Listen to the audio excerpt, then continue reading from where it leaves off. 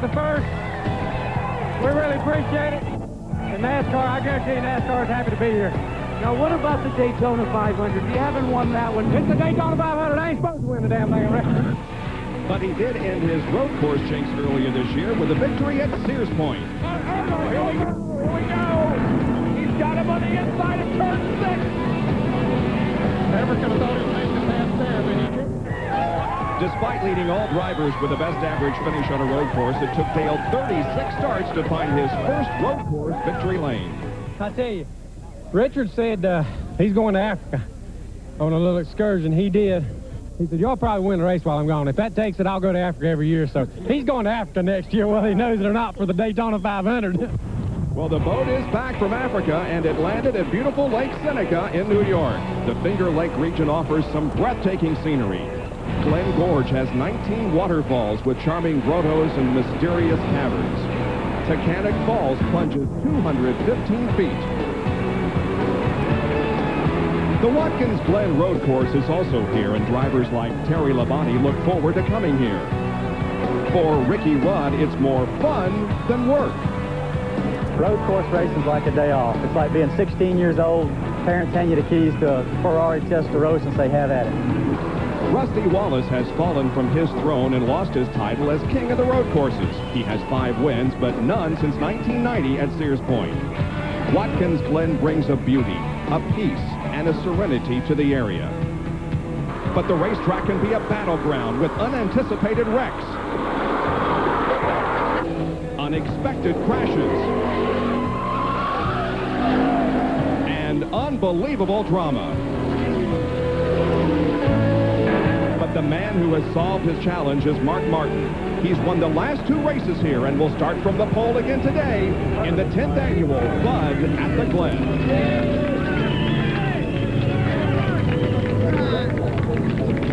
And what a beautiful day it is in Watkins Glen. We've had weather problems here in the past, but not today. It is a beautiful, nice, sunshiny day.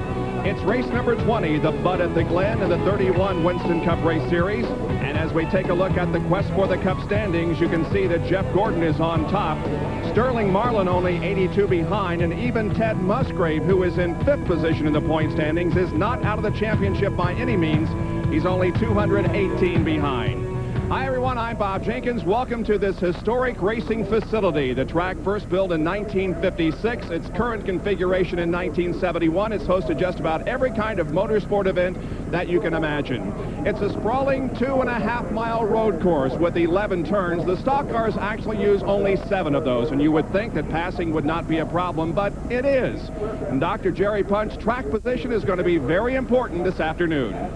Indeed it is, Bob. You know, with just 218 points separating the top 5 in Winston Cup points and only 11 events remaining after the day, you got to imagine our 95 champion is going to come from within that group. And every race is going to be critical there. You know, every race among the top 5. That means that starting position and track position, very important here on the road course. Take a look. 2 of our top 5 points standings drivers are starting outside the top 20.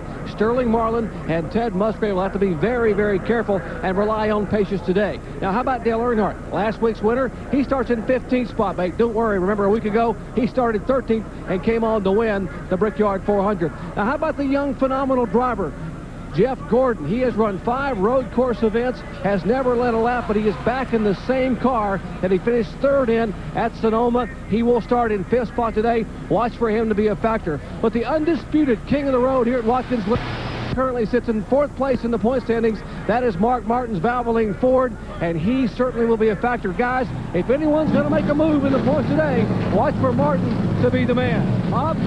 All right, Jerry, the engines have fired, and Benny Parsons is not with us today, a little bit under the weather back in North Carolina. We wish him the best and are pretty sure he'll be back with us next week at Michigan. Well, Ned is with me, and Ned, what is the key to passing here at Watkins Glen? It's very difficult, Bob. There's no question about it, even though there are a lot of turns here. But for a guy like Dale Earnhardt, he finds a way, or either sometimes they'll just let him pass, knowing he's going to do it one way or the other. But I'll tell you, this is a different kind of racing. On the oval tracks, you wish for a caution about when it's time for a pit stop. Well, here, that's not the case.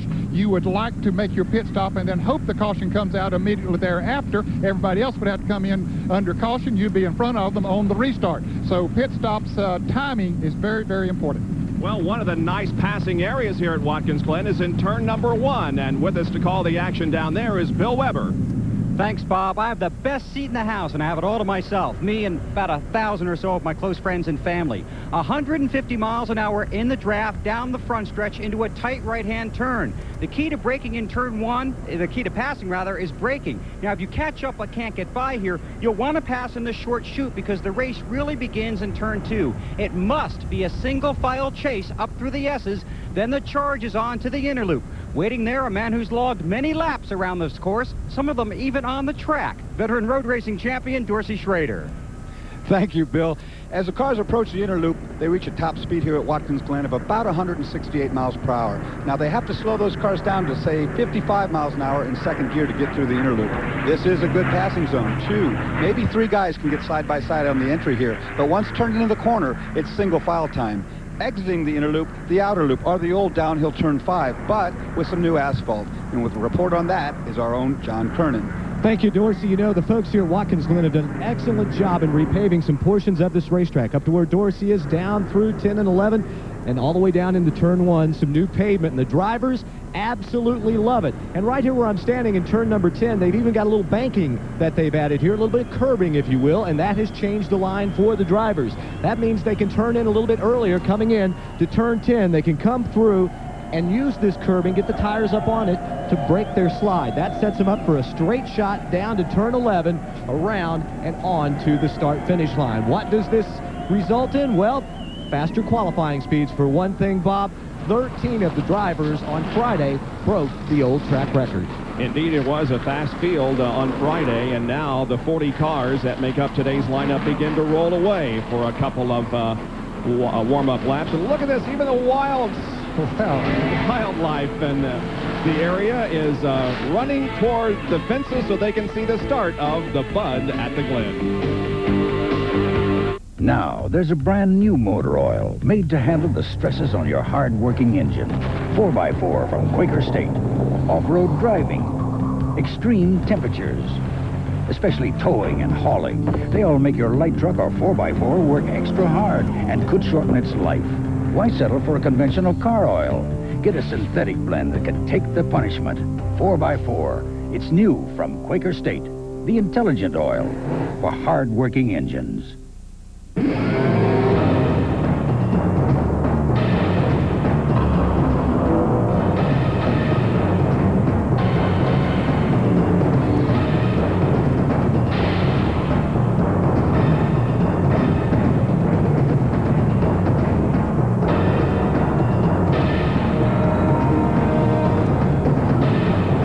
Chevy congratulates Dale Earnhardt, winner of the Brickyard 400.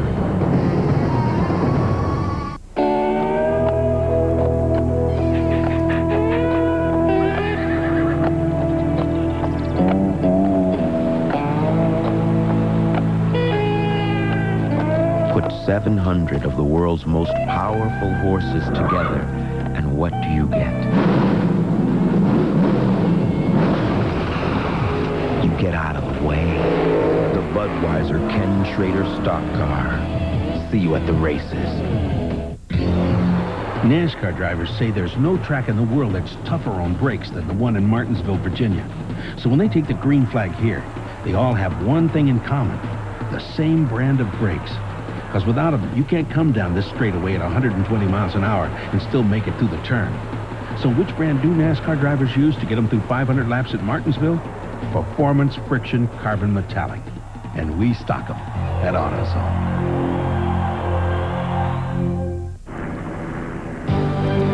ESPN Speed World coverage of the Bud at the Glen is being brought to you by Quaker State, the intelligent oil for longer engine life. By Chevrolet, one car company has won more races in the history of NASCAR, genuine Chevrolet. By Beechwood Aged Budweiser, the king of beers, this Bud's for you. And by the NASCAR Story, to order call 871-NASCAR. Well, a great crowd on hand here. A little bit earlier, we had a flyover. The planes are still up in the air, circling over this beautiful road course here in the Finger Lakes region of New York State. Let's take a look at the starting lineup for today's event. Mark Martin will be on the pole. He broke his own track record in qualifying and goes for his third straight victory here at the Glen. He has won his third straight pole. Bill Elliott, who finished fourth last week at Indianapolis, starts alongside. Terry Labonte is inside of row number 2. He has 2 wins so far in 1995, and Rusty Wallace second last week at Indianapolis. In row number 3, it's Jeff Gordon, the current points leader, and Michael Waltrip, who is 8th in points. Starting 7th is Ricky Rudd, the 88 and 90 winner here at the Glen, and Kyle Petty, who won at Dover earlier this year. Jeremy Mayfield starts in the 9th position, his second straight top 10 start. Alongside will be Morgan Shepherd. In the 11th starting position, Bobby Labonte, 2 wins so far in 95, and Wally Dallenbach driving the 22 car. Starting 13th will be Dale Jarrett on a roll, and Ricky Craven, who's the top rookie in the series. Dale Earnhardt, the 7-time champion, starts in 15th position, making his 500th NASCAR Winston Cup start. And Ken Schrader, although we anticipate Schrader going to the back because he crashed in the final practice session yesterday. John Andretti will be inside of row number 9. Alongside will be Jimmy Spencer. In the 10th row, Joe Nemechek and Hut Strickland. Starting in row number 11, Butch Leitzinger, the road racing veteran, along with Robert Presley. Lake Speed will go in 23rd position, lined up beside Bobby Hillen. In 25th starting position is Jeff Burton. Alongside will be Ted Musgrave, 5th in the points.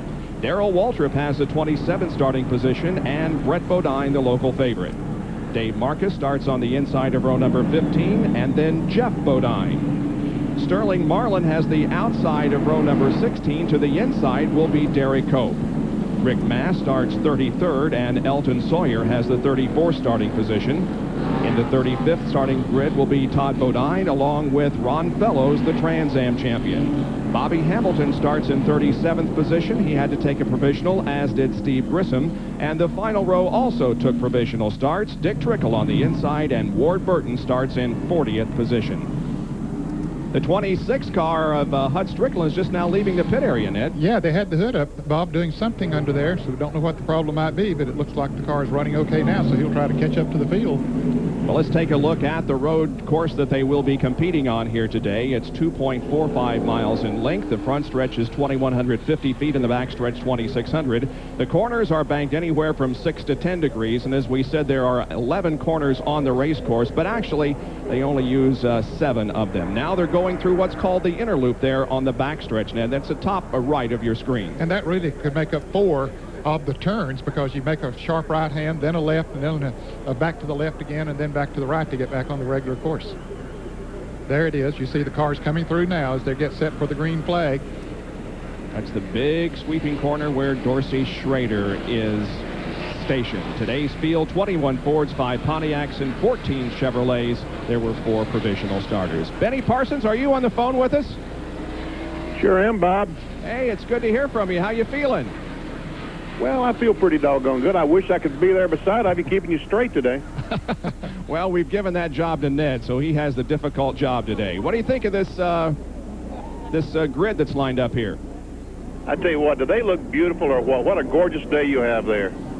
It is one of the rare days that you will have in this area of the country. We, of course, have been plagued by rain for the last couple of days, but today would not be better in terms of the weather. Let's hope it's a nice, safe race. Well, we're going to put you to work here, BP, and you can take them through corner number 10 here that they're about to enter, and all the way down the straightaway until Bill Weber picks it up. So call the start for us. Okay, I'll do it. It looks good to have Bill Elliott on the outside of the front row. Looks like the Mickey D's car is back again, and I know a lot of Ford fans, a lot of Bill Elliott fans are glad to see that. But can he beat Mark Martin at this racetrack? No one has had a lot of success doing that the last couple of years. Here they come down. Doyle Ford has that green flag waiting on them. They're eyeing Doyle. He's taking a look at them.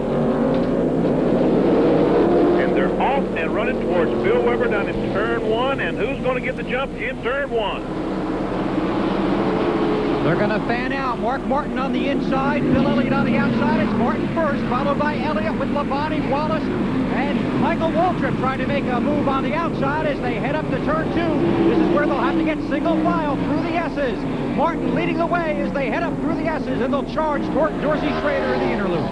But this is where we anticipate another flare as they will try to pass under braking going into the inner loop. First time, Mark Martin pulling a little bit of lead over Bill Elliott right there.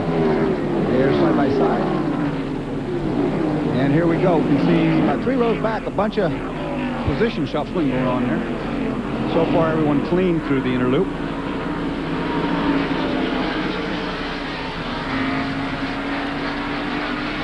And that's the outer loop as Mark Martin goes down the hill and heads now towards the only left-hander in this course.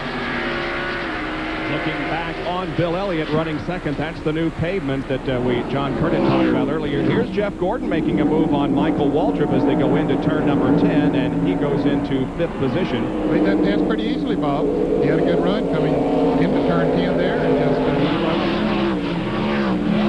Mark Martin leading lap number 1. He leads all drivers in laps led here at the Glen. 138 going into today. He's now led 139.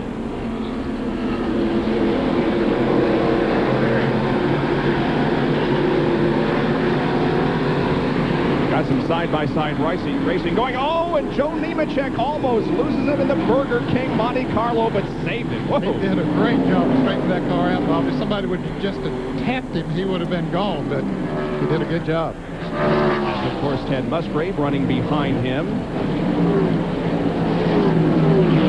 Here's Ricky Rudd making a move in the tied Ford on the inside of Kyle Petty, taking away the 7th position.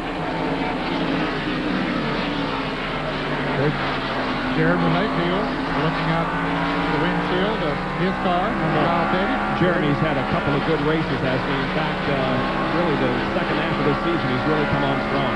Still holding on to that 9th position he started in. We'll watch Jeff Gordon as a moment ago he was set to pounce on Rusty Wallace, but has now fallen back behind him. Let's see if he come down the straightaway again. And into turn number 1. It's still Mark Martin leading Elliott, Labonte, and then Wallace. All single file, Bob, as they pass through here again. Gordon looking perhaps to the inside of Rusty, but backs off that time. Now a car out of line. It's Earnhardt making the move on Dale Jarrett. He takes over that position, then chases Ricky Craven. That was Earnhardt up to the 14th position. He was in 15th.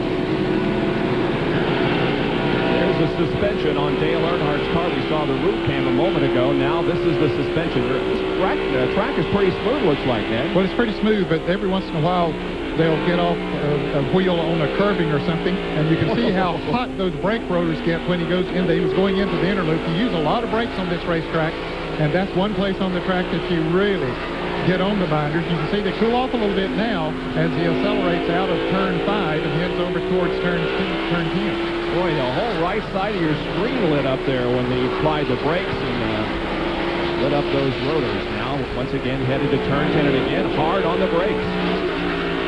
But that's another spot on the racetrack where you get on those brakes pretty hard, and you can see the results. It really lights them up. Yeah, that's a great shot showing that rotor. That's going up to about 2,000 degrees. Not really. I think it goes up about 1,200 degrees, though. And then the cooling hoses on the front cool it down. You see Ricky Rudd making the move. That's Kyle Petty just hit the curb. Pretty close call for Kyle there. He got up on the rumble strips, but lost a little bit of track position. There is Rudd in the number 10 Tide car. He's running in 6th spot. One of the smoothest road racers in the business. He started in 7th. Rudd has 5 road course victories, 2 at Riverside, 2 at Watkins Glen, and 1 at Sears Point. There we saw Wally Dallenbach take Kyle Petty going into the inner loop. Here's a guy that would like to come off with a very good performance here at Watkins Glen. He doesn't have anything specifically lined up. We're talking about Wally Dallenbach for 1996. He says he has a few possibilities, but a good showing here could very well get him a good solid effort for 1996. Riding with Jeremy Mayfield in 10th position as Mark Martin leads after 3 laps at the Bud at the Glen from Watkins Glen, New York.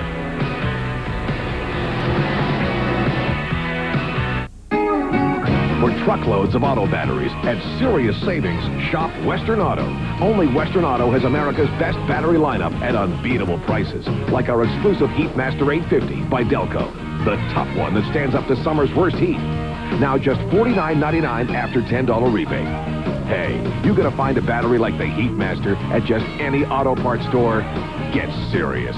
Get Western Auto. Western Auto, no stranger to these parts.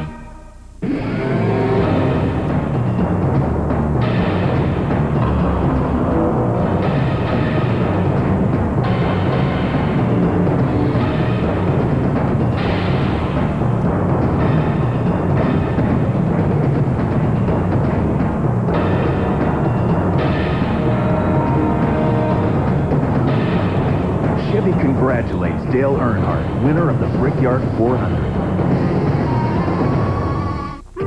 AC Delco knows that as a car gets older, its engine runs rougher. So we developed a spark plug to help bring back new car feel, and things really gelled. Introducing Rapid Fire from AC Delco. It makes an engine idle up to 27% smoother and accelerate with up to 18% quicker throttle response. New Rapid Fire. Its performance ought to have the competition shaken. The AFC is up for grabs, and everyone's asking who can rise above the pack. Can Jim Kelly and the Bills rebuild and recapture their place as NFL elite? Can Steve Bono step out of Montana's shadow to become Kansas City's top gun? Preseason NFL. Questions start to get answered when Buffalo takes on Kansas City. Saturday at 8 on ESPN. From Watkins, Glen, New York, live coverage of the Bud at the Glen NASCAR Winston Cup race. You're looking back on the rest of the field from leader Mark Martin. The most recent guy back there is Bill Elliott, who is running in second. And here's your first Napa Field summary of the afternoon. Mark Martin led 75 of the 90 laps en route to victory last year, and early on, he is the leader here from the pole position once again. We saw that Wally Dallenbach has moved up to 8th position from his 12th starting position, so his road racing experience paying off for him here as we continue down through the field. Everyone's still in the lead lap. John Kernan, there were some cars that made pit stops either before or right after the race began. What's the situation on that? Bob, right before the green flag came out, Hut Strickland had to jump onto pit road. They went underneath the hood, changed coils, changed the ignition boxes. They had a miss in the car. We think that took care of the problem. At least Hut hasn't said anything since he's been back out on the racetrack. Now, we've also received a report sneaking in on the scanner frequencies of Kyle Petty, and he has relayed to his crew chief that he may be running out of brakes. We don't know if he's completely out of them at this point or if he's just got a really soft pedal, but we will be checking that out. Also, Jeff Burton had radioed in and said the 11 car, Brett Bodine, might be laying some oil down on the track. We are up here and we'll talk to Junior Johnson in a minute and see if we can confirm that, but so far, that's about all that we've got here on pit road. The 87 car is smoking, Ned. Yes, it is, Bob, especially when he goes into the turns. We're watching again Joe Nemechek in the Burger King Chevrolet. Can't tell if it's something in the chassis, maybe something rubbing or a tire smoke, or maybe if there's some grease or an oil leak somewhere. Rusty Wallace took a look at Terry Labate there, that there was nothing there for him to make a pass. And Ned Dale Earnhardt has picked up another couple of spots. He's gotten around Ricky Craven and around Jeremy Mayfield and continues his charge up toward the front from that 15th starting position. Nemechek goes by here now, smoking heavily as he heads into turn 2, while Earnhardt goes up through the S's. That would move Dale then up to 11th position as we look back for Nemechek in the 87. Benny, any ideas there what this smoke could be? Remember, he lost control there in turn 1 a couple of laps ago, but I don't know whether that had anything to do with it or not. Bob, it looks to me like he might have just a valve cover gas leaking or something like that. Doesn't look like a real serious problem. I don't think it's affecting his speed at all. It's just that smoke. And NASCAR will look at it and keep an eye on it. And as long as Robert Presta doesn't complain that something's coming up on his windshield, well, he'll probably be able to stay out there. Well, leave it. Yeah, down here, actually coming out of the outer loop, the right-hander at the bottom, it smoked quite heavily. So whatever it is dumping out when he makes right-hand corners there. So as Benny said, it could be an oil, a valve cover maybe leaking in off that side, and when he goes around that turn, it just leaks over onto a little bit of oil, maybe leaks over onto the exhaust headers, and that would cause the smoke. Now Robert Presley may be making a move on Nemechek, Bill, as they head toward you. And he looks to make that move. Meanwhile, Earnhardt got around Kyle Petty and continues his climb. Here comes Presley, towed by Lake Speed, or towing Lake Speed, actually, and they get around Nemechek, and there's a good shot of that car as it smokes heading into turn 2. Yeah, I think that's something that may be bringing him into the pits before long. He is losing positions. You know, the worst thing in the world right now, this early in the race, is to get a windshield full of oil and not be able to see, and you know, nowhere near a pit stop yet. Well, there is Sterling Marlin, who had a very poor qualifying effort and has moved up to 30th position from his 32nd starting position, so he's only gained 2. John, what's the story on the 87?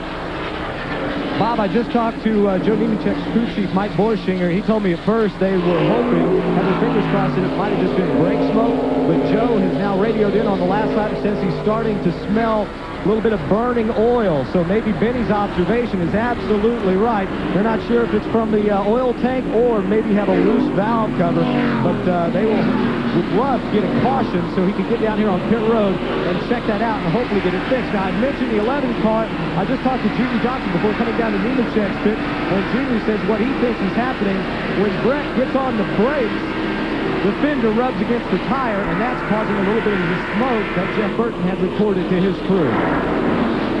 All right, we'll be watching for that situation. There is Morgan Shepherd in the 21 car running in 14th spot. We do have a new second-place occupant. That would be Jeff Gordon, and he made the move look like in turn 10, Ned. Yeah, he just moved. He drafted on Bill Elliott, and then all of a sudden he moved out to the inside. Bill didn't fight him going into that turn, which was very smart, and Gordon takes over the position. So it's now Mark Martin, Jeff Gordon in second, and Elliott in third. Well, we saw Dale Jarrett and Morgan Shepherd there a moment ago racing, and apparently they got together a little bit. There's Shepherd off in the grass. We'll take a look at it. And that happened right up here in the braking zone. You'll see it on the replay here. The two of them get in, and I think a little help from behind here, you'll see. Okay, we see Jarrett on the inside. Shepherd comes down there, and they touch, and Morgan goes around out into the grass, and the sit go forward. Don't think that car is hurt, really. It's just stuck out there in the grass. Has he been able to get it fired yet, Dorsey? Yeah, I believe he has returned. There's no caution, so he was out of harm's way. Yeah, there he is. There he is. Also looks like there might be some tire smoke coming from the left side of the Haviland Ford going through turn 1, and Joe Nemechek continues to smoke as he makes that turn through here and heads up to turn 2. Yeah, I thought maybe there was some contact between Shepherd and Jarrett that may be causing some problems for Dale as the afternoon goes along. This is from Jeremy Mayfield's perspective, the incident right ahead of him. Yep, there was definite contact as they went in there, and around Shepherd went. Back up front. Situation, two cars trying to get in the same place at the same time, yeah, Bob. Exactly. It's Martin, Gordon, then Elliott, Labonte, and Rusty Wallace, the top 5 as we ride with Rusty. And the last couple of times down the front stretch, guys, Rusty's taken a look to the inside of Terry Labonte. Hasn't been able to make that pass yet, but he keeps lining up on the last couple of laps. Not going to make it this time either. Single file as they go through one, followed by Michael Waltrip, and then Wally Dallenbach, who continues to move up through the field. There is Terry Labonte on the right. He also, along with Dale Earnhardt, is making his 500th NASCAR Winston Cup start here at the Bud at the Glen. We have completed 11 laps of this race. It's Mark Martin, then Gordon, Elliott, Labonte, and Rusty Wallace. When other dealers say they can't, Cox can. We say yes when other dealers tell you no. Yes, we can give you more for your trade. We can find the vehicle you want. Yes, we can make financing easier. We can provide the best selection of new and used cars and trucks. We can provide the best service, including Saturdays. And yes, we can beat the competitor's price. So don't let other dealers tell you no. Come to Cox Chevrolet and Cox Geo because yes, Cox can. What's the big deal at Montgomery Ward? Special buys that bring you big savings, but only for a limited time. Like the Admiral 18.6 cubic foot refrigerator for just $549, or the 21.2 cubic foot for just $599. And both come with free ice makers. Or get an Admiral 4-head VCR for just $169, all at Electric Avenue. So head to Montgomery Ward, where you get more selection of more great brands, all at incredible prices. But hurry, because even though these deals are big, they'll only be around for a little while.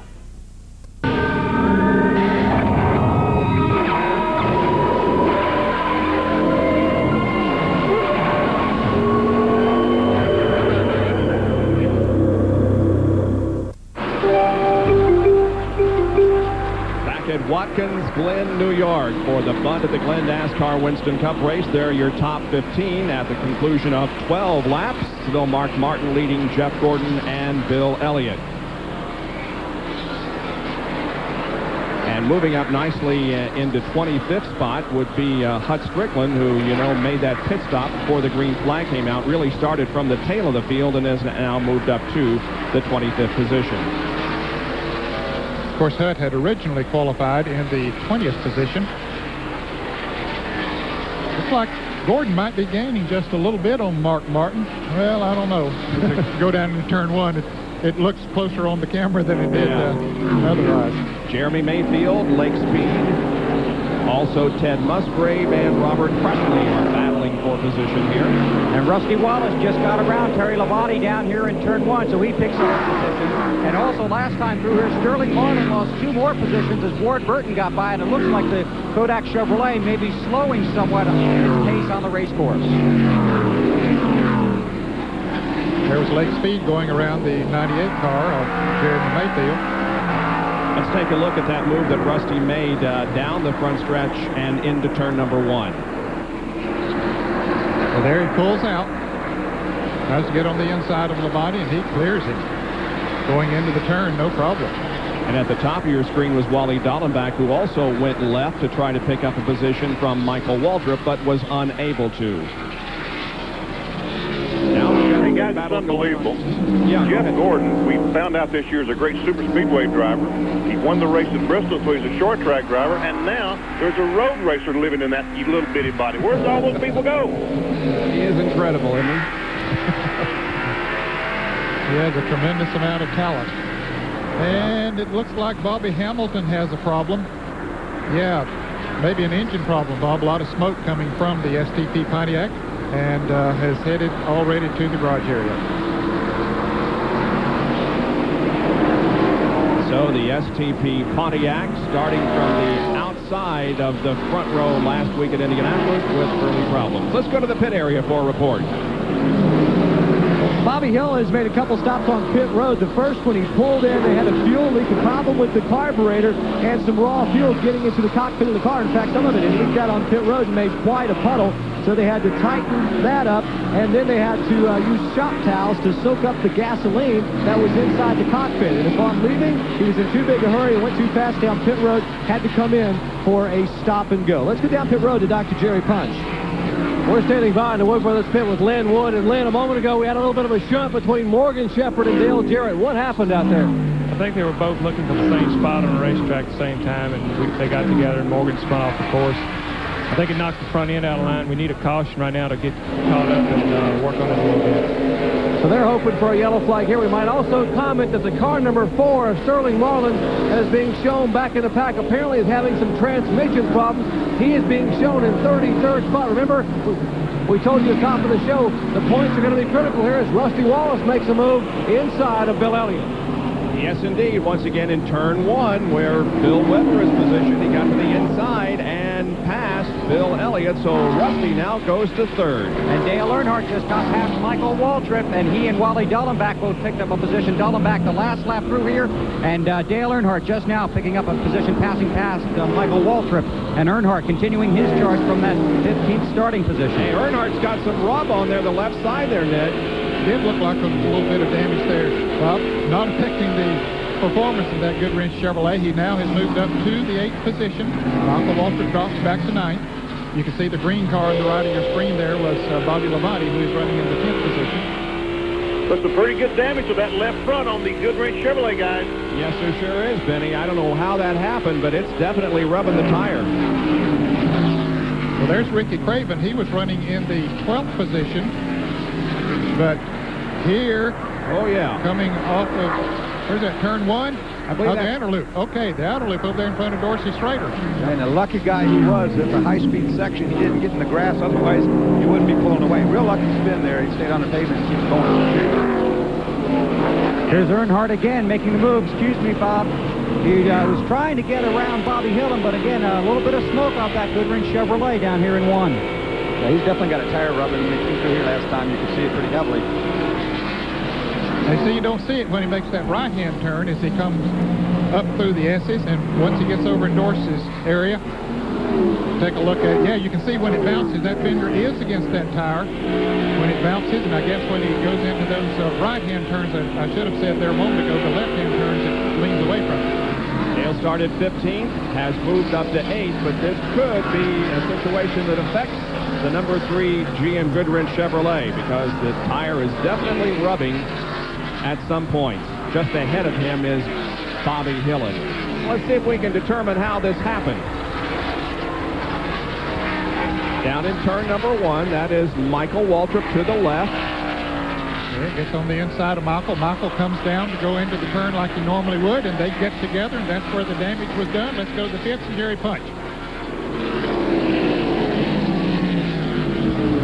Well, they're watching down in the Dale Earnhardt pit very closely as they see that tire smoke and the tire rubbing by as the Terry Labonte car getting by Bill Elliott also. And now Ricky Rudd is going to make a move inside the McDonald's board to take the spot away.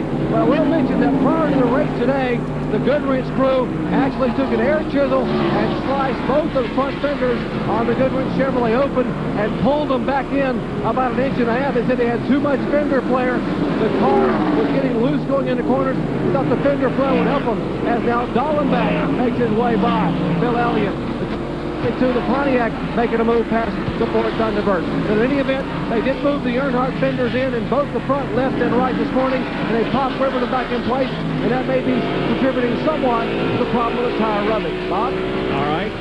It definitely is, and Bill Elliott is also losing positions. You saw Wally Dallenbach take 6th from him just a moment ago, and now Earnhardt's knocking on his rear bumper. Now remember, Earnhardt started in the 15th position, now running 8th, working on 7th.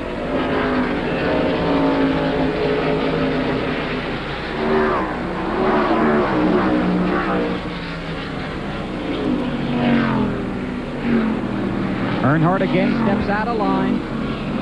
Coming on the inside of Elliott, and he'll pick up another position, tire smoke or not. Dale Earnhardt still moving forward. Look, gets a little loose, and Elliott works his way by, so Dale had the position and lost it, and Elliott leads through 2 and up to the S's. That was a perfect road racing move right there as he brought him in deep under braking, and Dale had to go out wide on the exit, and that allowed Bill to run right up the inside and up the hill.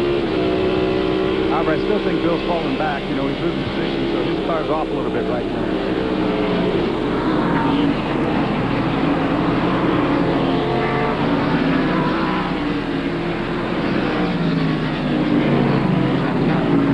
Working on it there, Bob. Yeah, maybe setting him up here outside of turn 5 there to... Yeah, he's got the wider line, so he will probably get more speed coming off that corner and run down toward that left hand. Be interested to see if Richard Juris and the crew had told Dale Earnhardt not to use so much brake going in the corner so he wouldn't drop that fender down on that tire so much. That's a good point, BT. Brake hard, you shift that weight down there, well, it certainly makes it rub more. Let's see if Earnhardt makes a move, Bill. I think he's going to try it again. He's going to try and pull him up again, Bob, to the inside. Elliott sweeping into the turn, holds off the Goodrich Chevrolet. That was close. And by the way, it looks like Rusty's closing in on the back bumper of the DuPont Chevrolet. Right now, Earnhardt chasing Bill Elliott. The McDonald's Ford leads the charge up through there, followed by Earnhardt, and it's Michael Waltrip. So a lot of good racing going on back there, but up here it's still Mark Martin leading Jeff Gordon, as we're 19 laps into the 90-lap Bud at the Glen from Watkins Glen, New York.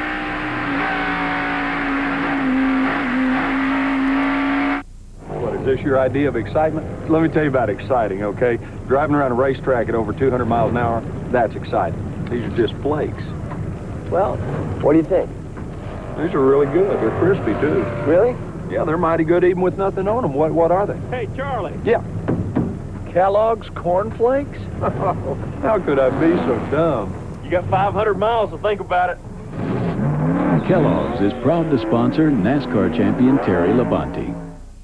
To get to the 1996 Olympic Games, you don't have to swim, throw, run, flip, or slam. All you gotta do is walk to Mickey D's. Buy a double Big Mac or a double quarter pounder with cheese for 79 cents more than the famous originals. Pull the tab and bam! You could win one of 100 trips to the 1996 Olympic Games. A pair of Reebok athletic shoes or thousands of other great prizes. And everybody gets at least $5 off Reebok shoes. So get to Mickey D's. Have you had your break today?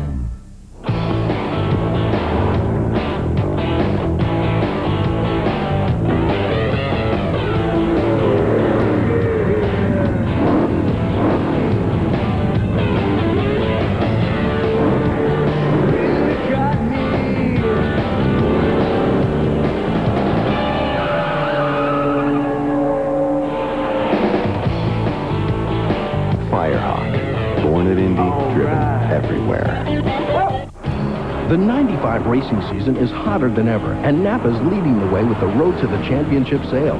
For a limited time, pick up great-looking Napa racing caps for just $3.99. Valvoline all-climate motor oil, only 89 cents. And a 500-watt halogen work lamp is yours for a low $14.99. Napa's Road to the Championship sale, where everyone's a winner.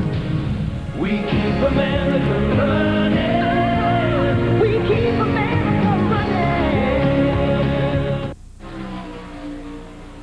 Seneca Lake, not too far from the Watkins Glen Road Course, the largest and deepest of the New York Finger Lakes, and you can enjoy a beautiful day of fishing from a pier. This thing is 600 feet deep, Lake Seneca, and is one of the many beautiful areas that you can visit when you come to this area of the country and enjoy a race at Watkins Glen. It is still Mark Martin, but in second place now is Rusty Wallace, and then Jeff Gordon and the 5-car of Terry Labonte. And looks like Jimmy Spencer got off course. Yeah, taking a little ride over there in turn 10, but he keeps it down on the grass and didn't hit anything, Bob, so it shouldn't hurt anything. Hut Strickland, he's been in the pits for a lap, and they're pushing his car to the garage area, and another driver that's already in the garage area is with John Kerner. Well, Ed, you can see the STP crew working furiously underneath their Pontiac. They're trying to get Bobby Hamilton back out there. Now, Bobby, you guys had to use a provisional to start this race on the outside pole last week at the Brickyard to a provisional this week. But you were making some moves until what? The transmission broke? Yeah, we got into third gear. Schrader and I was really running good together, you know. I was letting him open the holes up, taking advantage of them. But both cars, the 25 car and the 43 car, they were passing on the outside, the inside. The car was flawless. I mean, it was driving very good. And I'm not a road course person, but if I got something to judge off of, I usually run good. But we felt real good about the progress we was making. Now we got to see what we can salvage out of it. Well, they will try and get this car fixed, get it back out on the racetrack. And, well, speaking of the Petty family, Kyle Petty, Richard's son, is slowing down out there on the track. Remember, we had told you earlier, potentially no brakes for him. Well, he's very slow on the racetrack. He was running in 11th position, but has encountered some kind of a problem. He's trying to get to the inside so that he can enter pit road. Kyle Petty is not looking very promising here after 22 laps. Yeah, it doesn't look like he has power. Now, whether the engine's running or whether the gearing came out or something, Bob, but he's just coasting around. I think he is going to be able to get back to the pits before the thing finally quits rolling on him. Yeah, he was right at the entrance. In fact, yes, he has made pit road. And Dale Earnhardt now taking a look on Bill Elliott once again. These two have been battling for several positions. Dale had the position for just an instant, but then lost it as he came out of turn 1, and Bill got it right back again. So it's still Elliott running in 7th and Dale Earnhardt in 8th position. Guys, the car 1 has been smoking really heavily as it comes around the outer loop here. It still is smoking heavily right now as Earnhardt makes a move on Bill on the There's contact. Bill spins around into the grass. Earnhardt gets by. Bill makes the save, loses 1, 2, 3 positions, then climbs back on the track in front of Dale Jarrett. So Earnhardt and Elliott. Dale was trying that move for several laps. Finally dove it in deep. Bill didn't want to relinquish his hold on that spot. There was contact, and the McDonald's Ford goes around here in turn 1. It's incredible that he didn't lose any more positions than he did. Yeah, really. He did a good job of getting it back out on the track. He lost, what did he say, 3 positions there, so that's not bad to make a complete 360. So he falls now to 10th position and will be right ahead of Dale Jarrett and John Andretti. Here it is again in 1. Well, there again, it's 2 drivers going for the same piece of real estate. Earnhardt down on the inside, thought he had it there. Elliott came down going into the turn as he normally would. We'll watch it from the high camera coming in here. There's Earnhardt driving down on the inside. You see Elliott coming right down like he normally would going into that turn. Apparently didn't realize that Earnhardt was that far along up beside him and shoots him right out into the grass. And real time now from Dale's boot camp.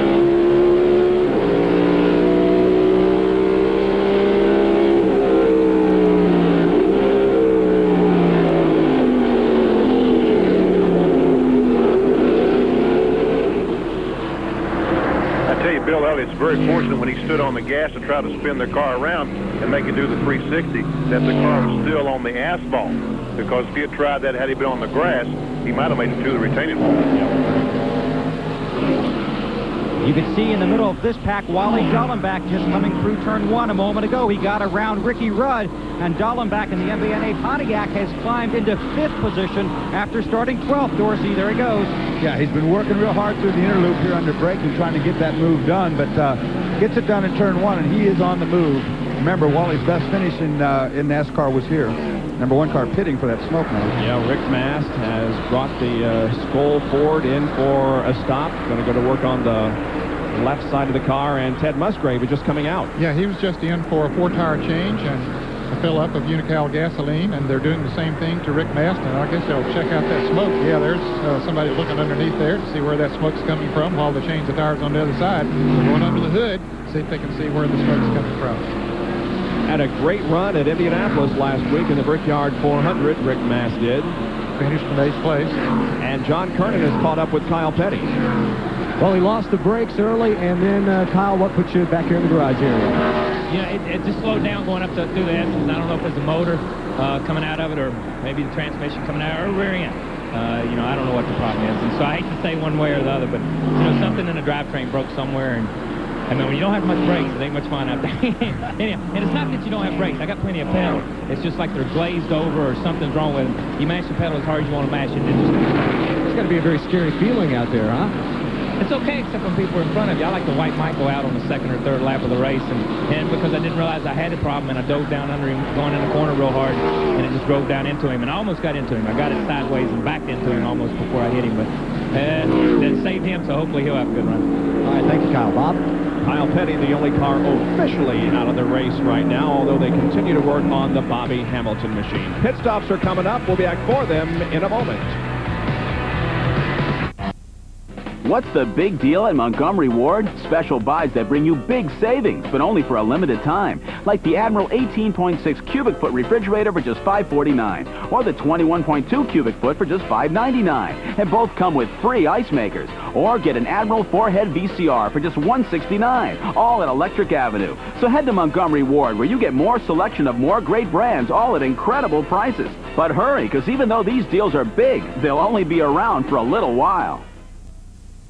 The news is out. Lincoln is the best-selling luxury line in America. And during the Lincoln Luxury Sales Drive, your Lincoln dealer is celebrating with generous financial incentives on all Lincolns. Discover the uncompromising comfort of Lincoln Town Car and drive away with $2,000 customer cash. Move fast and get $1,000 cash back on Mark 8. Plus, ask about special incentives on Lincoln Continental. The Lincoln Luxury Sales Drive, the most opportune time all year to drive off in. America's #1. Up 10-2 and threatening to... I'll tell you, for the first time, Houston's looking halfway decent out there. What are you talking about? They had a couple of good seasons. Talking about their new uniforms, you idiot. Remember that orange and brown mess they used to wear? I thought they were nice. They were classy. Classy? Yeah, Nolan Ryan looking like he worked in a Wiener Schnitzel joint. Der Wiener Schnitzel. The Wiener, whatever. Have you ever had one? They're good. What, a hot dog? They're not hot dogs, they're wieners. Whatever they are. Just as you rejoin us, Mark Martin comes in for a pit stop and relinquishes the lead. Jerry Punch. 35 miles, 4,200 RPM in first gear, and you will notice they will change the right side tires first. Something new this year. They've been practicing back in the shop for about 2 weeks. They realized if they change the right side tires and the Jackman runs the same way he normally runs, which is counterclockwise, he will go to the left side of the car, which keeps the normal routine for the crew. Now, when they drop the jack, the crew will still be on pit road, and the car stalls. Now it refires as he leads, and Bill Elliott is in right behind him. Now, the Elliott crew taking the opposite approach. They will change the outside tires. They will change the outside tires first, and then come around and change as Elliott's crew now changing the right side tires, filling it up with fuel. Bill had complained that the car was very, very tight. He said nothing, though, after the spin incident with Dale Earnhardt. He is down and away and headed back to turn 1. Other cars made pit stops while we were away, including Jeff Bodine and Jeremy Mayfield. Ricky Craven is in now, so is Joe Nemechek. And Rusty Wallace comes down pit road for his pit stop, so he gives up the lead, and that gives it to Jeff Gordon. Jerry Punch, he's headed toward you once again at a very slow speed. And that's 35 miles an hour. If you didn't hear me, that is 4,200 RPMs in first gear. Okay, Dale Jarrett's coming on here. Now going to work on the outside of the Miller Genuine Draft Ford Thunderbird. They will change outside tires. And right in front of him is Terry Labonte getting a tire change as well. So routine pit stop, even though they're under green here at the far end of pit road. Finishing up the work on Rusty Wallace. There it is with a 19.3 second pit stop. And Rusty rolls again. Labonte is still on pit road in the Kellogg's Monte Carlo. Now he gets rolling again. And Rusty's going to emerge from pit road door to door with Mark Martin. And then he falls in line as they go into 2. And Terry Labonte comes off pit road. And there's Dale Jarrett. John Kernan has another pit stop. Leitzinger is leaving pit road after a 4-tire change by his crew. Dale Jarrett was also in for 4 tires and fuel. There was some damage on the left front fender of Dale Jarrett's car, but it didn't look like it was causing any problems. They pulled it away to keep it away from the rubbing on the fender and the tire. We assume that's when he and Morgan Shepherd had contact, right, Ned? Yeah, I think that's when it happened. There we see Sterling Marlin in, as we see Brett Bodine coming out in the Lowe's Ford, and here's Jeff Gordon coming down pit road along with Ricky Rudd right behind him as they use that 35 mile an hour. Dale Earnhardt is coming in. Now the Rainbow Warriors go to work. They pounce on the DuPont Chevrolet. There's Earnhardt going to a stop just ahead of Jeff Gordon. John Andretti is also in. That's, of course, Ricky Rudd behind Jeff Gordon. A lot of work on pit road here. Sterling Marlin comes out after work done on the 3-car. Looks like Rudd will be rolling first, but right behind him, now right in front of him, is Jeff Gordon. And then Earnhardt rolls out too, so they go out the way they came in. Michael Waltrip picks up the lead momentarily. He has not pitted for his first scheduled stop, however. And Dick Trickle has spun in the inner loop. Yep, he sure did. Dick had just gone on the lap down to the leaders just before they started this round of pit stops. That should have put him back on the lead lap, but he'll have a pit stop coming up himself. No, he's being shown a lap down now. Kenny Schrader in the Budweiser Chevrolet coming out, along with Derek Cook. Schrader had moved up to 13th position after starting the race from the rear because of a crash yesterday in the final practice period. Well, when Dick Trickle spun up here in the inner loop, Steve Griffin had to go completely straight through that area, and then be able to see what they did there. Michael Waltrip gives up the lead to come in. That's his first pit stop. John Kernan, can you see this? Yes, I can, Bob. It'll be a 4-tire change for Michael Waltrip. They will do the work on the left side first and come around to the right side. Second can of gasoline going in. Waltrip, a little bit of damage on the right side of the car where he'd gotten into someone out there on the racetrack. They finally get the lug nuts tightened, and Michael Waltrip, oh, he stalls the car. They're having to push him to restart the car. Waltrip losing some valuable time here on pit road, but finally he is down and away. John, that damage came when he and Dale Earnhardt got together down in turn 1 when Earnhardt was passing him. So Michael Waltrip now rolling once again, headed up toward the S's. It doesn't take long on a road course to get your speed back up, unlike a Daytona or a Talladega. And look, Mark Martin finds some company on his back bumper there now in the way of Rusty Wallace. And those guys are about 7 seconds ahead of Gordon and Labonte and Ricky Rudd. They went by about 7 seconds before that trio emerged from pit road, and Rusty trying to chase down Mark. Now that's Rick Mast that is still smoking back there. We heard that he had dropped a cylinder and the thing continues to smoke. So Rick Mast having his problems. Rusty Wallace all over. Mark Martin now. Looks like Rusty Wallace read about not having won a road race since 1990 and is trying to make up for that today in 1995. BP came in here with a lot of confidence. They have a new car, and here's Jeremy Mayfield and the RCA Ford in for a second pit stop. He had been in a little bit earlier for a pit stop. Let's go back to the pits and John Kerner. Well, they had a bad break for Jeremy Mayfield as the hood goes up, and they pull that right rear tire off. Apparently the battery is gone dead or going dead, and it looks like they will probably have to change the battery. So this is going to take a long time here on pit road, and Jeff Burton is now pulled off the course up around the inner loop. Dorsey, what's the deal there? Yeah, I saw that as he came up out of the S's, it looked like a big puff of smoke for Jeff Burton. He coasted to a stop, pulled off the racetrack. I'm afraid they might be done. Yep.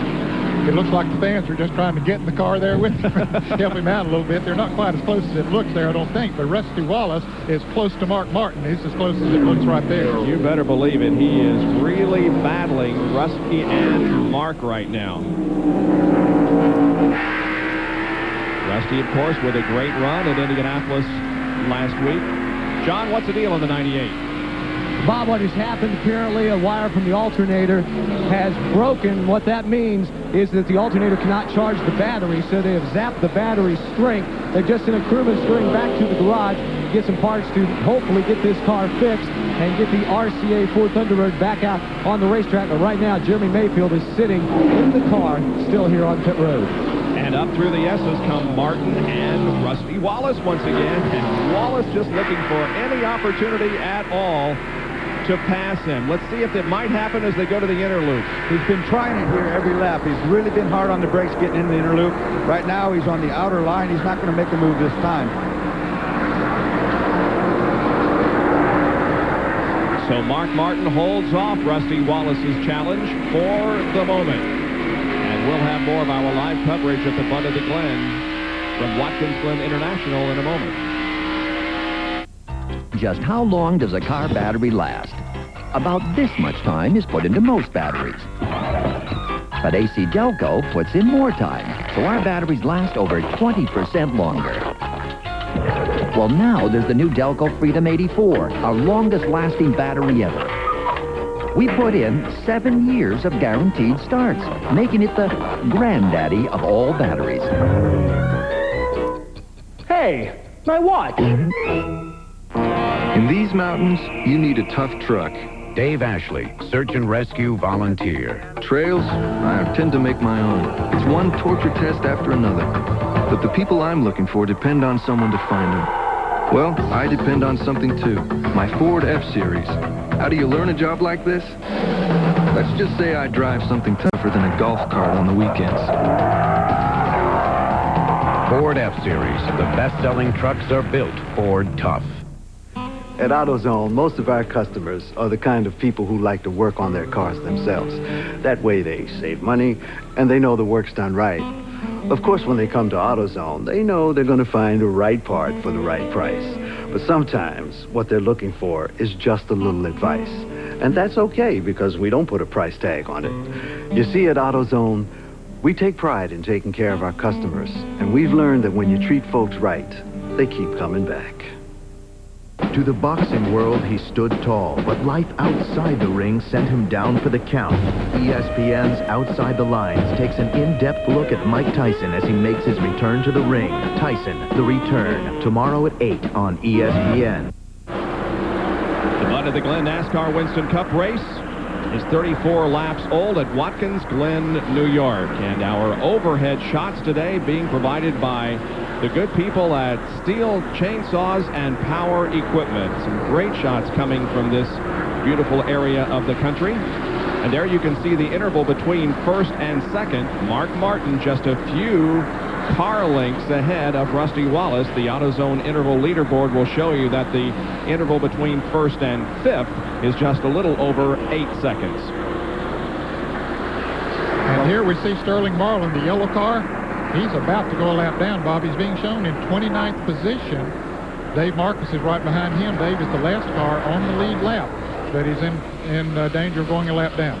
We understand the 25 car of oh yeah, Ken Schrader is in trouble with a lot of smoke coming from the left side of that machine. Yeah, it's coming out the exhaust pipe, Bob, so that's not too good.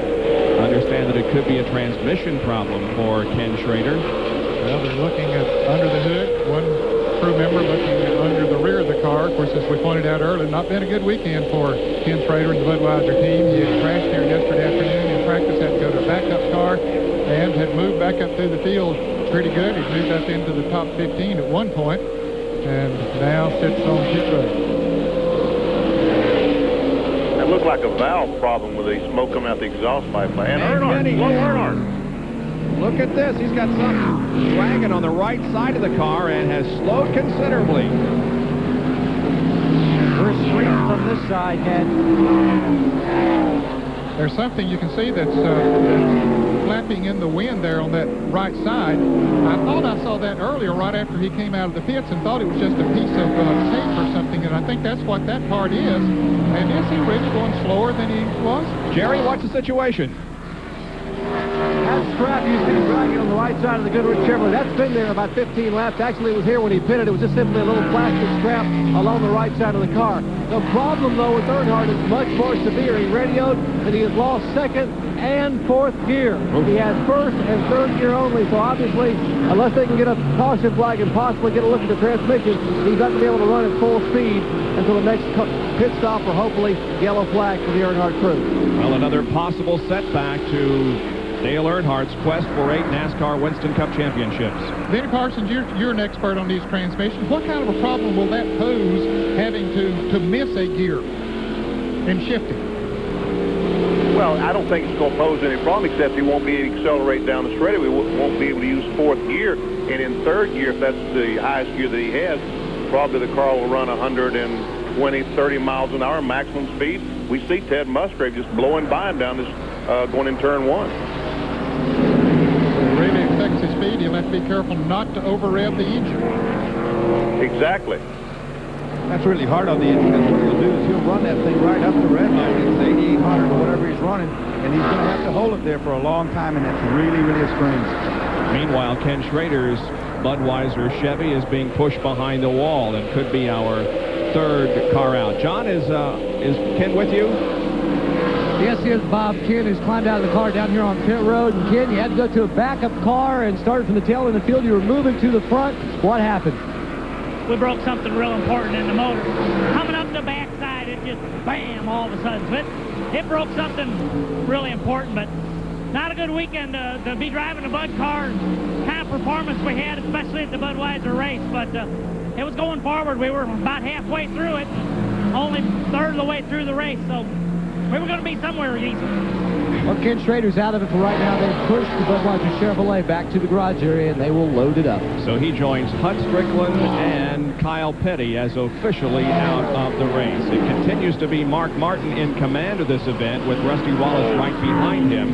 And the next car to go a lap down would be the 28th place car of Sterling Marlin. So the 4 car certainly in the position to win the NASCAR Winston Cup Championship, about to go a lap down, and Dale Earnhardt, who comes into this event third in the point standings, is also having problems here at Watkins Glen. We'll be back with more live coverage after these messages.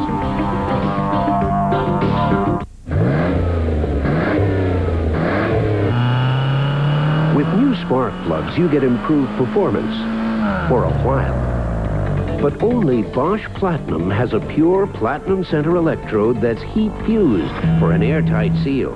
So Bosch Platinum reaches its self-cleaning temperature faster for full engine power over a longer performance life, which means you'll replace a lot of other things before you change your Bosch Platinums. Bosch Platinum, the ultimate spark plug. For truckloads of auto batteries at serious savings, shop Western Auto. Only Western Auto has America's best battery lineup at unbeatable prices. Like $10 off the Die Hard Gold, now just $69.99. And our exclusive Heatmaster 850, just $49.99 after rebate. Hey, you gonna find batteries like the Heatmaster and Die Hard Gold at just any auto parts store? Get serious. Get Western Auto. Western Auto, no stranger to these parts. From Darlington to Talladega, through Daytona, Rockingham, and Watkins Glen. In every major NASCAR race, Busch Beer recognizes the pole winner with the Busch Pole Award. Because if there's one thing we know for sure, everyone follows the leader. Busch Beer, proud sponsor and official beer of NASCAR. When traffic congestion changes, the threats to your car's engine change. That's why Quaker State has engineered intelligent oil.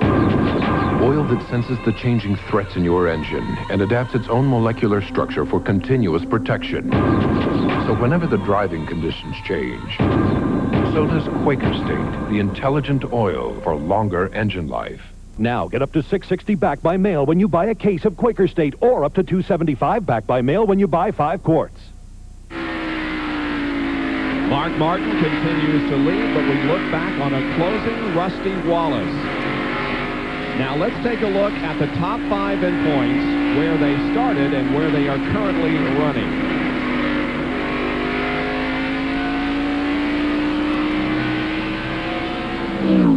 Well, that Marlin is not in 5th place now. He is currently in 27th place. And just about to be lapped, Nick. But he hasn't been, and it's been a couple of laps that Mark has been working on him, and understandably, Marlin doesn't want to go a lap long, and so he's trying desperately to hold on to that position. Martin, except for the pit stops, has been in command of this race. He led 75 laps last year. He led 66 of the 74 at Sears Point earlier this year and finished second there. Guys, Dale Earnhardt is really struggling coming through 1. You see Mark trying to get around Sterling right in behind. But Earnhardt really struggling. Dr. Jerry Punch, more on this. Well, now the big concern in the Goodrich pits is brakes. Now, we have a suspension camera on the Goodrich Chevrolet. We'll maybe be able to show you a little later on. We're going to keep an eye on that. They have told Dale Earnhardt, hey, with no 2nd and 4th gear, you're just going to have to keep it in 3rd gear and ride. But you got to be very, very careful of those brakes because you don't have 2nd gear to slow the car down, and you're going to use those brakes up. So please be very easy on the brakes, and all you can do is ride right now with 3rd gear only. And look at the incredible difference between this time and at the start of the race when he was really climbing on the binders. Yeah, we don't have near the red there that we saw earlier, so he is taking it easy on those brakes. But he's not running near the speed that he was before either, so that would make a big difference. He's got to try to conserve everything right now, guys. You know, he's in a wounded car. He's waiting for a pit stop or something to happen. But if you push a car that's hurt like this, it will blow up on you. So he's trying to get through.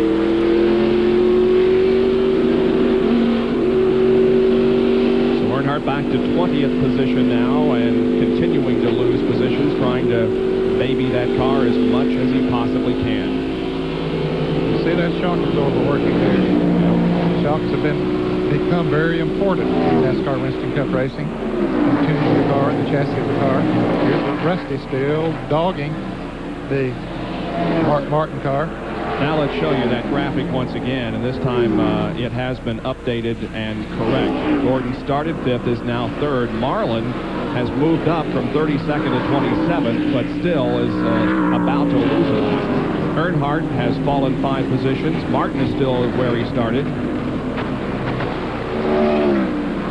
Now guys, look at that. Sterling Marlin has driven away from Mark Martin and Rusty Wallace. Sure has. In fact, he's got Earnhardt. And Earnhardt is going a lap down. Yep.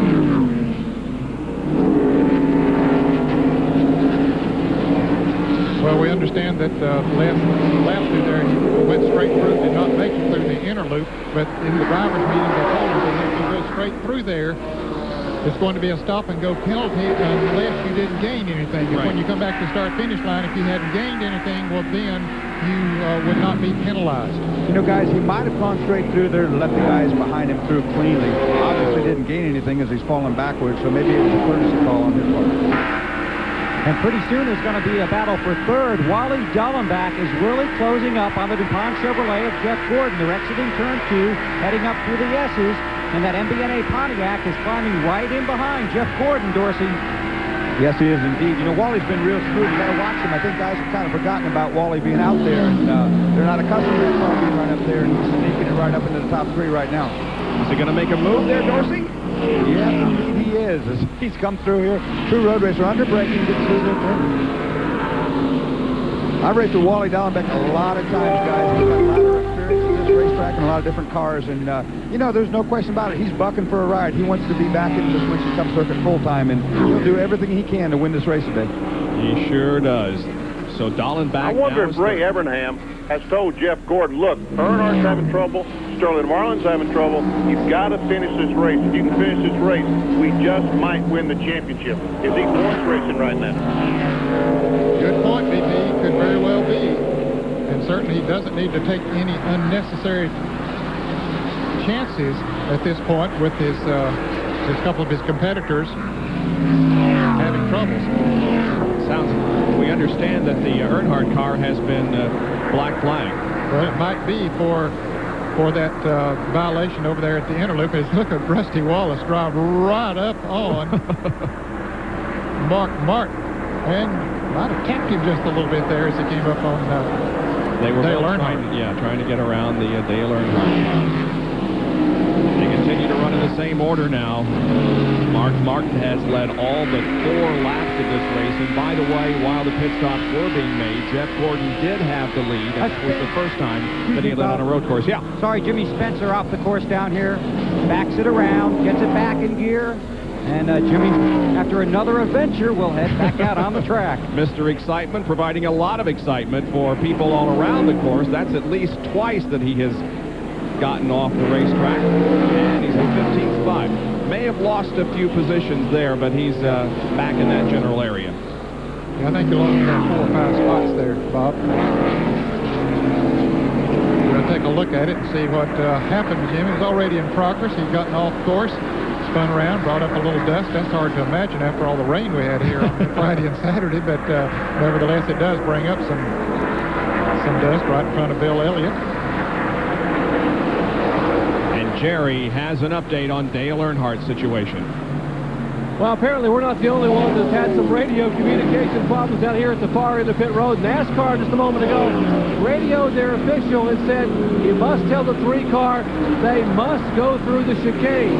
Apparently the official misunderstood and told the crew chief, you can bypass the chicane. So Earnhardt went straight through, providing you don't gain anything. He went straight through to save his brakes. When the NASCAR official from the tower saw that, he said, no, you must go through the chicane. Then the official heard him on his radio and went back and said, no, guys, you have to go through the chicane. The inner loop up there, you cannot bypass. So apparently a little miscommunication, but they now have it straightened out, and Earnhardt will not be made to come on pit road. Well, of course, not going through the inner loop right there would save some brakes. Let's give a call to Butch Leitzinger here on the number 40 car, running in 13th position, a real true road racing veteran. He has been moving up through the field very nicely. He spun in qualifying here on Friday in the first round of qualifying, and boy, sweated it out yesterday as it rained off and on all day. Didn't know if they were going to get a second round of qualifying. Finally they did. He was the second round fastest qualifier and wound up starting in 21st position. So he'll be eligible for the wild card of the Busch Clash then next year. Yes, he will. How about that? Yes. There you see that Bill Elliott, the outside pole sitter, is falling back. Evidently, the Busch's problem he had early on is not gotten any better. Yeah, he's continuing to fall back. He's now in 4th to make a 15th position. There's Rob Robert Presley right there, who is in a battle not only on the racetrack, but for Rookie of the Year honors. He trails Ricky Craven at the moment by just 3 markers, so a good showing for Presley, and a bad one for Ricky Craven. Could change that situation, but Craven at the moment is running 17th. John Kernan has more on Robert Presley. Well, I was talking to him this weekend along with his car owner, Leo Jackson. They came up just prior to the Brickyard 400 and tested here, brought Trans Am road racing ace Jack Baldwin to help him out. And if you saw NASCAR Today with Dave Despain and Alan Bestwick on ESPN2, you heard that the fact that they asked Ricky Craven if he had a coach, and he said, well, once Robert Presley's out there on the track, he won't have Jack Baldwin in the car with him to help him out. But Robert said Jack helped out tremendously, and it looks like he has learned those lessons well. Indeed it does. Well, Sterling Marlin has lost a lap, so has Steve Grissom, so then there are now 23 cars on the lead lap, and the next car to go a lap down would be Joe Nemechek. There's Marlin in 25th position, but down a lap before we reach the halfway mark. And we can see the 43 car of Bobby Hamilton is back out there, Bob. He is about 30 laps down.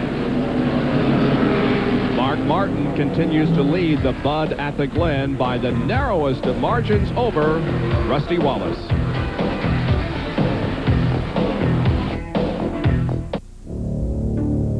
Splitfire won a United States patent. It's clearly different, but is it really better? Some of the toughest judges in the nation conducted trials and published their verdicts. 5 extra horsepower by merely installing these plugs. A 4.8% gain in mileage. Quicker in the quarter mile. There's nothing like a Splitfire. You'll get more power and more mileage guaranteed. You'll get it all for your money back. Football can be exciting, but truck football, now that's a rush. So if you're going to tackle it, you better get a hold of the right equipment. A 1995 Ford Ranger 4x4. Red 39! Complete with switch-on 4-wheel drive, new 4-wheel anti-lock brakes, and a whopping 4-liter V6. So get a Ford Ranger 4x4 and play truck football. How am I going to spike this thing? When it comes to roping a steer, folks in Grand Junction, Colorado will tell you that Ron Markin can ride with the best of them. And when it comes to overhauling an engine or rebuilding a carburetor, well, he can do it all. You see, when Ron's not riding a horse for fun, he's turning a wrench for a living. So he buys a lot of parts, mostly from AutoZone. Sure, there are other parts stores in town, but Ron knows that when you want the right part for the right price, there's just no place better than AutoZone.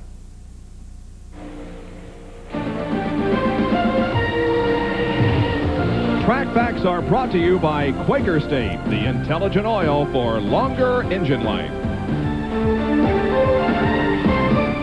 When the manufacturer started putting 4-speed transmissions in the vehicles back in the 60s and Hurst started making a shifter, this is one of the first shifters that we had. And you can see the curve, that had to go around the bench seat. The problem is, look how much leverage you can get with this piece. I can pick up that entire crate of drive shafts. Well, the drivers today are using a very short shifter to reduce the amount of leverage. Watch. I can't pick it up. Okay, here's a conventional transmission with a conventional shifter. It goes on like that. Now here's the short one. Uh-oh, we got a problem. How do we get from there down here to grip the shifter? Because the driver can't lean out of the car like that. So here's what they've done. A bracket that bolts on the transmission that number one, moves it back, also up. There the shifter goes, the driver just off the steering wheel right to the shifter. But, you know, here's something new that I'm not familiar with, a new kind of shifter. Let's go check this out. Okay, this is the Hurst shifter. You see all the moving parts. This is a new long shifter with the rails, and you can see just how few moving parts there is in this shifter. Here's how the shifter works. The ball goes down in the slot. You want to select a gear, you just like that.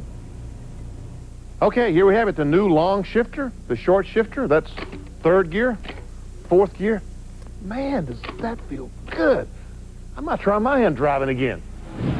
I was going to say, you look right at home there shifting those gears, Benny, like you were going to make race noises and pretend like you were back in the car again. How you like that short, long shifter, huh? Yeah. Jeff Bodine and Benny, number 1. All right. I tell you what, That's pretty Bodine high country in Chemung, New York. Yeah, Bodine is having a good race. He's in 10th position. He started in 30th, so he is doing very well out there. We will continue to look back on Rusty Wallace from Mark Martin's car now. We're with Jeremy Mayfield. Here are the top 15. Bill Elliott, as you can see, has dropped back to 15th position after starting this race from outside row number 1. Here's 16 through 30 now. You can see that Joe Nemechek and Lake Speed have lost a lap. Well, Lake Speed was just in the pits a few laps ago, Bob, so that's how he went his lap down. Nemechek got lapped on the racetrack. We'll see pit stops coming up here before too long. And finally, the remainder of the field. Notice that Ron Fellows in 34th position is out of the race. Ron, of course, the SCCA Trans Am driver who won here at Watkins Glen yesterday. His Winston Cup race did not last very long. And Butch Leitzinger has picked up another position, going around Dale Jarrett for 12th spot. And Jeff Gordon just moved into 3rd position, making a pass down here in turn 1. He got around Wally Valentine, guys. We understand that Jarrett is having a brake problem on the Texaco Hamilton Ford. And John is there to update us. I was just talking to Larry McReynolds a couple of laps ago. He said, yeah, the brakes are fading on the 28 car, and so Dale is having to really baby that car around the track, trying to save the brakes, so he'll have enough to finish this race. And we should have pit stops coming up between laps 55 and lap 60, and some of the teams will stretch it up to about lap 58, 59. That means they could go with just one more stop. That would be their last stop of the day. So we will be seeing pit stops within the next 5 laps. We are 50 laps in, 40 to go in this 90-lap event. There's Dale Jarrett running in 13th position. But Darrell Walton is coming up on him. Darrell is running in the 14th position. Darrell having a good run here today in the Western Auto Chevrolet. He started back in the 27th position. So he's picked off about half of those that started in front of him, about to get another one. Darrell Waltrip's best finish here at Watkins Glen, a second in 1986. John Kernan has more on Darrell Waltrip. Well, on Friday during qualifying, Darrell's transmission broke, and he had to go through second-round qualifying. This is a car that they built last year, and they only run it here at Watkins Glen. It was built especially for this racetrack, and now he gets around Dale Jarrett as DW comes down and enters turn number 1. I was talking to Pete Wright on the crew this morning, as he said the number 1 thing is track position out here. You might see us make some 2-tire stops on the day. And Ted Musgrave is now in for service. We've had a report that Musgrave has had an ignition problem, a little bit of a skip in the motor. They've already done the right stir on the left side, and look at that major chassis adjustment for Musgrave in the left rear of that car. He is first among the teams coming in pit. And he was in 11th position, and remember, he is also among the top 5 in points and certainly within shot of the NASCAR Winston Cup Championship this year. Ted Musgrave getting back out on the racetrack. There you can see he has lost a lap while he was in the pits. Yep. And when I said at the top of the show, you can make a pit stop here and not lose a lap, a green flag pit stop, but you got to be running up with the leaders in order to do that, and Ted was about half a lap behind. There are some lap cars coming through, and now we get back to 3rd place, Jeff Gordon. And Jerry Punch has an update on Jeff. Well, Benny Parsons mentioned a few moments ago that possibly Ray Evernham may have radioed his young driver and said, hey, listen, the guys behind you in points, the 3 car and the 4 car, are both having trouble. And Benny, that's exactly what Ray Evernham did a few minutes ago. He radioed Jeff Gordon and said, hey, the 3 and the 4 are both having trouble. You know what that means? And Jeff very quietly said, enough said. He said, Ray came back and said, you know, we don't need any problems, so don't expect to see Gordon hustle the car right now. They're going to come in at around lap 56 to 58 for what should be their final scheduled pit stop. And then with 10 to go, watch the youngster who grew up in Indiana begin to hustle that DuPont Chevy. But he has gotten around this car, the 22 of Wally Dallenbach, for position. Trading those spots the last few laps, and right behind Wally Dallenbach is Tide Chevy, driven by Ford, driven by Ricky Rudd. And right behind him is Terry Labonte, the Kellogg Chevrolet, as they head down into turn 1 in front of Bill Weber. And that's been a real good battle, guys, the last several laps. Gordon, Rudd, Dallenbach in there, Labonte trying to close it up. They've been jockeying for position the last couple of times, and you laps to go. Jeff got around Wally and into third. Terry Labonte has won twice on a road course, both of them at Riverside. Looking for the 30 car of Michael Waltrip. There he is in the 7th spot. Not too far behind those front runners. Having a good run here today. There comes Bobby Labonte. He's the next car, the Interstate Battery Chevrolet. He is in the 8th position. So Bobby having a good, solid run here. Hasn't been a threat up front. I talked to Jimmy Maycar, the crew chief, this morning, and he said, I think we're good. He said, I don't think we're a threat to win this race, but he said, I think we're definitely a good top 10 contender, and he was right on. And John Andretti seems to have put his program back together. He had a good early part of the season, was in the top 10 of points for a while, and then has kind of fallen off. But last week had a good run at Indianapolis, finishing just outside the top 10. And there is Jeff Bodine, one of the hometown favorites, running in 10th. Looked like one of Jeff Bodine's brake hoses in the rear is falling down, dragging the racetrack. And we saw Dale Earnhardt earlier when he hit the brakes, those rotors would turn cherry red. That's why they're on all those brake hoses to the front and rear brakes, trying to keep them cool as possible, because just like Dale Jarrett knows right now, they will overheat in a rush. And Robert Presley got some problems after a great run. Yep, he was 15th, but the car is very slow off of turn number 5. Back with more from Watkins Glen International, and the caution flag is out for the first time. We'll be right back.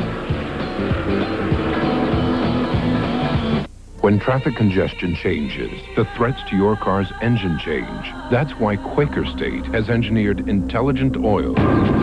Oil that senses the changing threats in your engine and adapts its own molecular structure for continuous protection. So whenever the driving conditions change, so does Quaker State, the intelligent oil for longer engine life. Now get up to $660 back by mail when you buy a case of Quaker State, or up to $275 back by mail when you buy 5 quarts. When other dealers say they can't, Cox can. We say yes when other dealers tell you no. Yes, we can give you more for your trade. We can find the vehicle you want. Yes, we can make financing easier. We can provide the best selection of new and used cars and trucks. We can provide the best service, including Saturdays. And yes, we can beat the competitor's price. So don't let other dealers tell you no. Come to Cox Chevrolet and Cox Geo, because yes, Cox can. Domino's Pizza announces Mega Month. 4 amazing weeks when any pizza, any size, with any number of toppings is just $7.99. Mega Month. Just call or stop by any Domino's Pizza now for this mega money-saving deal. Remember, any pizza, any size, any number of toppings, just $7.99. Mega Month. It's only at Domino's Pizza, and it's only a phone call away. Mega Month. It's a mega deal. A lot of problems throwing out runners trying to steal third, especially with a right-handed hitter at the plate, the ball inside, and he has to step out and throw around the hitter. This weakness has been exploited by some of the slowest runners in the entire league. That's not to say the Cecil Fielders of the world ought to start testing his arm. Boomer, the last time the Tigers had a base stealer was Ron LaFleur. ESPN Speed World today, bringing you live coverage of the Bud at the Glen from Watkins Glen, and it's being brought to you by Black & Decker, the source of powerful gift ideas. By McDonald's, have you had your break today? And by Firestone, America's tire since 1900. Fewest cautions here at the Glen, 3 in 1992. We have just had our first. Moments ago here, we take a look from Rusty's in-car camera. They're behind the caution car, and he pulls up beside with Mark Martin and gives him a thumbs up. How about that? Yeah. As if to say, this is fun. Let's keep this up and let me ahead of you with about a lap to go and I'll win the race. Yeah. That's a couple of Ford guys having fun for the first time in quite a while. We are under caution, and these cars that are currently, near the inner loop, I guess, will be coming around to pit. Yeah, they'll be coming into the pits because pit stops are coming up very quickly. We noticed that Ted Musgrave did make the green flag pit stop. He went a lap down, but having a buddy, a teammate out on the racetrack, Mark Martin is his teammate, Mark let him go back by before they got to the caution, so Ted Musgrave got back in the lead lap. How about that? There are 22 cars in the lead lap, and Musgrave right now being shown in the 22nd spot. Now, the driver who had made a pit stop that was hurt most by this was Lake Speed. He had made a green flag pit stop. He was running in the lead lap, but he went a lap down. Unfortunately, he was not up there or quick enough or up there near enough to the leaders to be able to get back in the lead lap, and here come the leaders down pit road. Here they come. Everybody on the lead lap will be coming in for service. 35 miles an hour, very slow down this narrow pit road where the pits are kind of tight. There you see Sterling Marlin flanking off and stopping, and the crew going to work on it. Martin and Wallace are pitted on down for turn number 1, and John Kernan is there. Wally Dahlem back in for a 4-tire change. Right side's going on first. Oh, and the tire hits the jacket. Starts to drop, but it didn't hurt. Now they're going around to the other side. Jerry punches in Mark Martin's pit. And they have already changed right side tires. They're not going to change the outside or left side tires. He's filled it up with gas. A great pit stop by the Valvoline crew as they will beat Rusty Wallace's crew down pit road. Gordon to the third car, then Marlin and Rudd. And here is Michael Waltrip. Now, let's go back up to John Kernan. Dale Jarrett and Ricky Craven finally leave. Jarrett was in. They made sure they got every single drop of gasoline in that car. 34 laps to go. And I was talking with Bill Davis, who owns the car. Wally Dahlem is in. As Earnhardt now comes in down into his pit. But he says it will be extremely close on fuel. Let's go down to Dale Earnhardt's pit and Jerry Punch. And they have not jacked the car up to put anything under the car or work on the transmission. Dale Earnhardt said, hey, don't worry about the shifter. Don't worry about the transmission. Leave it in third gear. Let's just ride and get the best finish we can. And he was very, very slow to leave pit road. Hey, but guys, the concern down here at this end of pit road among the Martin team is the fact that possibly it is going to be very, very close on fuel. He was slow coming in, Ned, and he's even slower going out because in third gear you got to take it really easy building up speed. And he was very slow coming out. There he is in turn number 2 as the rest of the field is behind the pace car under caution for the first time today here at Watkins Glen with 56 of the 90 laps completed. Oh, well, I'm the kind of light for any job you do, any job that needs 3 hands, but you've got only 2, 'cause I'm the snake light from Black & Decker. I'll get around, I'm the snake light. NASCAR drivers say there's no track in the world that's tougher on brakes than the one in Martinsville, Virginia. So when they take the green flag here, they all have one thing in common, the same brand of brakes. Because without them, you can't come down this straightaway at 120 miles an hour and still make it through the turn. So which brand do NASCAR drivers use to get them through 500 laps at Martinsville? Performance Friction Carbon Metallic. And we stock them at AutoZone.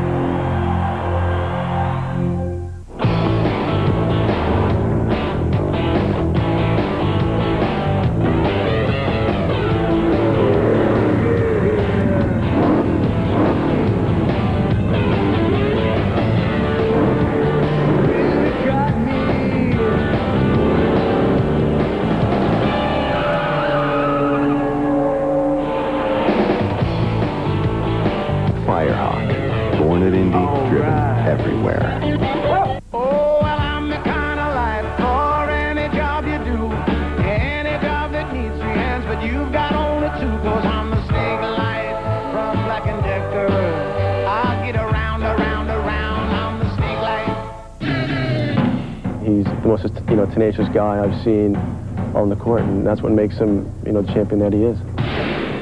Goran, you never know what to expect from him.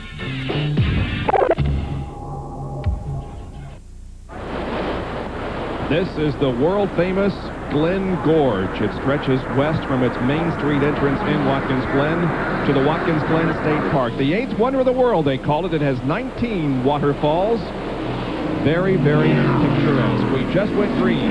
Benny, that looks like something that you might be interested in, aren't you? An old cliff diver from way back? Oh, yeah, of course. I'm more interested in watching Rusty Wallace and Mark Martin right now, figure out who's going to win this race. It's been close since the drop of the green flag.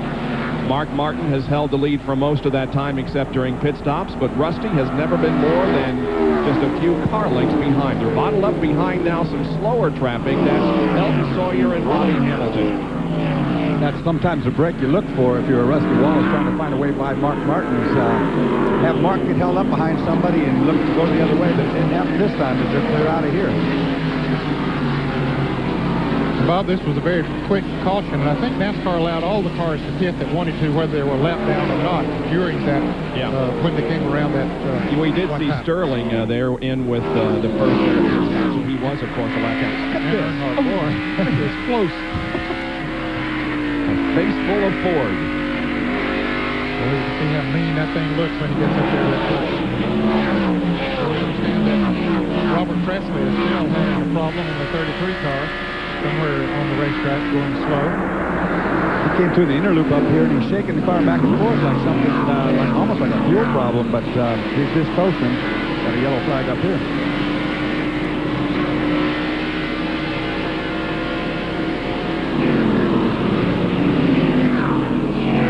There's Jimmy Spencer moving around Brett Bodine. There's Derek Cope in the car number 12 right in front of him. A little smoke coming from Brett Bodine's car there. Yep, sure is. Looks like he got into someone with a left front fender. Yeah, looks like there is some damage there, too. There you see when he goes into a right-hand turn and it gets down on that tire. That's exactly where the smoke's coming from. Similar to what Earnhardt's problem was a little bit earlier. And we understand that Robert Presley has stopped. Ooh, there's trouble with Dick Freckland, Morgan Shepherd, and Derek Cope.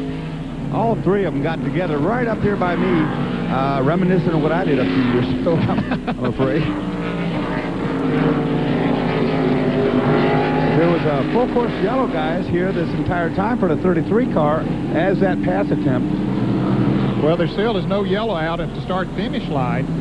I think we're okay because all three cars that were involved in that got going in. The one I was concerned about was Derek Cope, and he did start going again, so I think we're okay, but there's a lot of damage to the central Ford of Morgan Shepherd, and there's the 33 stalled car up on the right corner of your screen, Robert Presley. So that would be why we have the full course caution if we do. John, what's the situation with 33? Well, earlier on, Robert only had fourth gear. He just had fourth gear for the transmission. Apparently, the transmission has gone ahead and given it up, as they say. The crew has already left the pits and headed back to the garage area, hoping to get Robert pushed in. And Morgan Shepherd comes down pit road. You can see all the damage. And now, Bob, the caution flag waves at the start-finish line. So the second caution within just a very few laps waves over Watkins Glen road course. Now take a look at this. This is headed into the inner loop, and three cars go for the same spot. We've seen two go for the same spot, but Ned, three of them went for this one. No way they can get in there, Bob. Three abreast. Dick Trickle, a lap down. He gets tapped, Morgan Shepherd, and there's Derek Cope spinning off on the left side of your screen out into the grassed area. And the Brett Bodine comes in and locks his brakes up. Now from Jeremy Mayfield's in-car camera, the roof cam, real time. Let's watch it. Well, it looks like some real estate in front of him, and all of a sudden, everything breaks loose up in front of him. He makes a good move to the outside of Trickle there. Jeremy Mayfield drives right on by. The cones were flying everywhere, and cars were spinning everywhere, but everybody is okay. But we are under caution for Robert Presley's stalled car as Mark Martin continues to lead at Watkins Glen. You've been running all summer. To McDonald's, from McDonald's. To McDonald's, from McDonald's. Because every time you run in and play McDonald's Olympic Games giveaway, you could win one of 100 trips to the 1996 Olympic Games. Just supersize your extra value meal for 39 cents more. Everyone gets something. You'll always get at least $5 off a pair of Reebok shoes from Foot Locker, which should keep you running. To McDonald's, from McDonald's. To McDonald's, from McDonald's. Have you had your break today? You want to know how to choose a motor oil? Take a ride to your local garage and see what the mechanic puts into his own car. Fact is, of all the brands of motor oil, more ASE certified master technicians choose Valvoline for use in their own cars and trucks. So before you buy a motor oil for your car, know the one more top mechanics put into theirs. Valvoline, the #1 choice of America's top mechanics.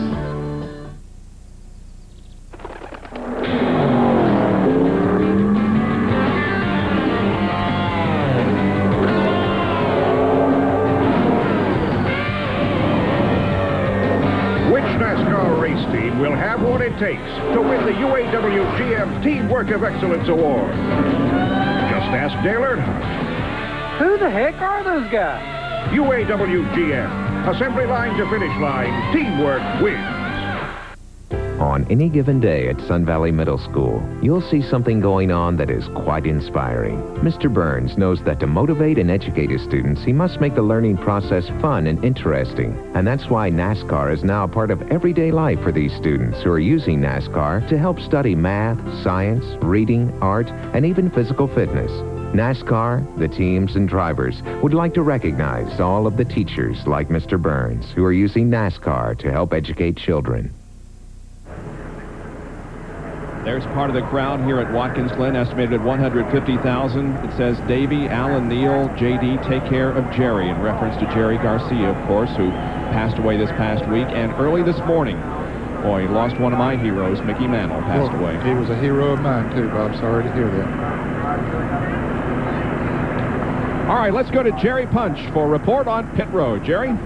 Guys, prior to this caution flag, there was a lot of calculators flying down here. Basically, here's what they were trying to figure out. Averaging about 3.8 miles per gallon on a road course. It's about a mile and a gallon less than they get on an oval track because of all the shifting. The 24 team said, hey, by our calculations, it may cough on lap 90, which is the last lap, and we should make it.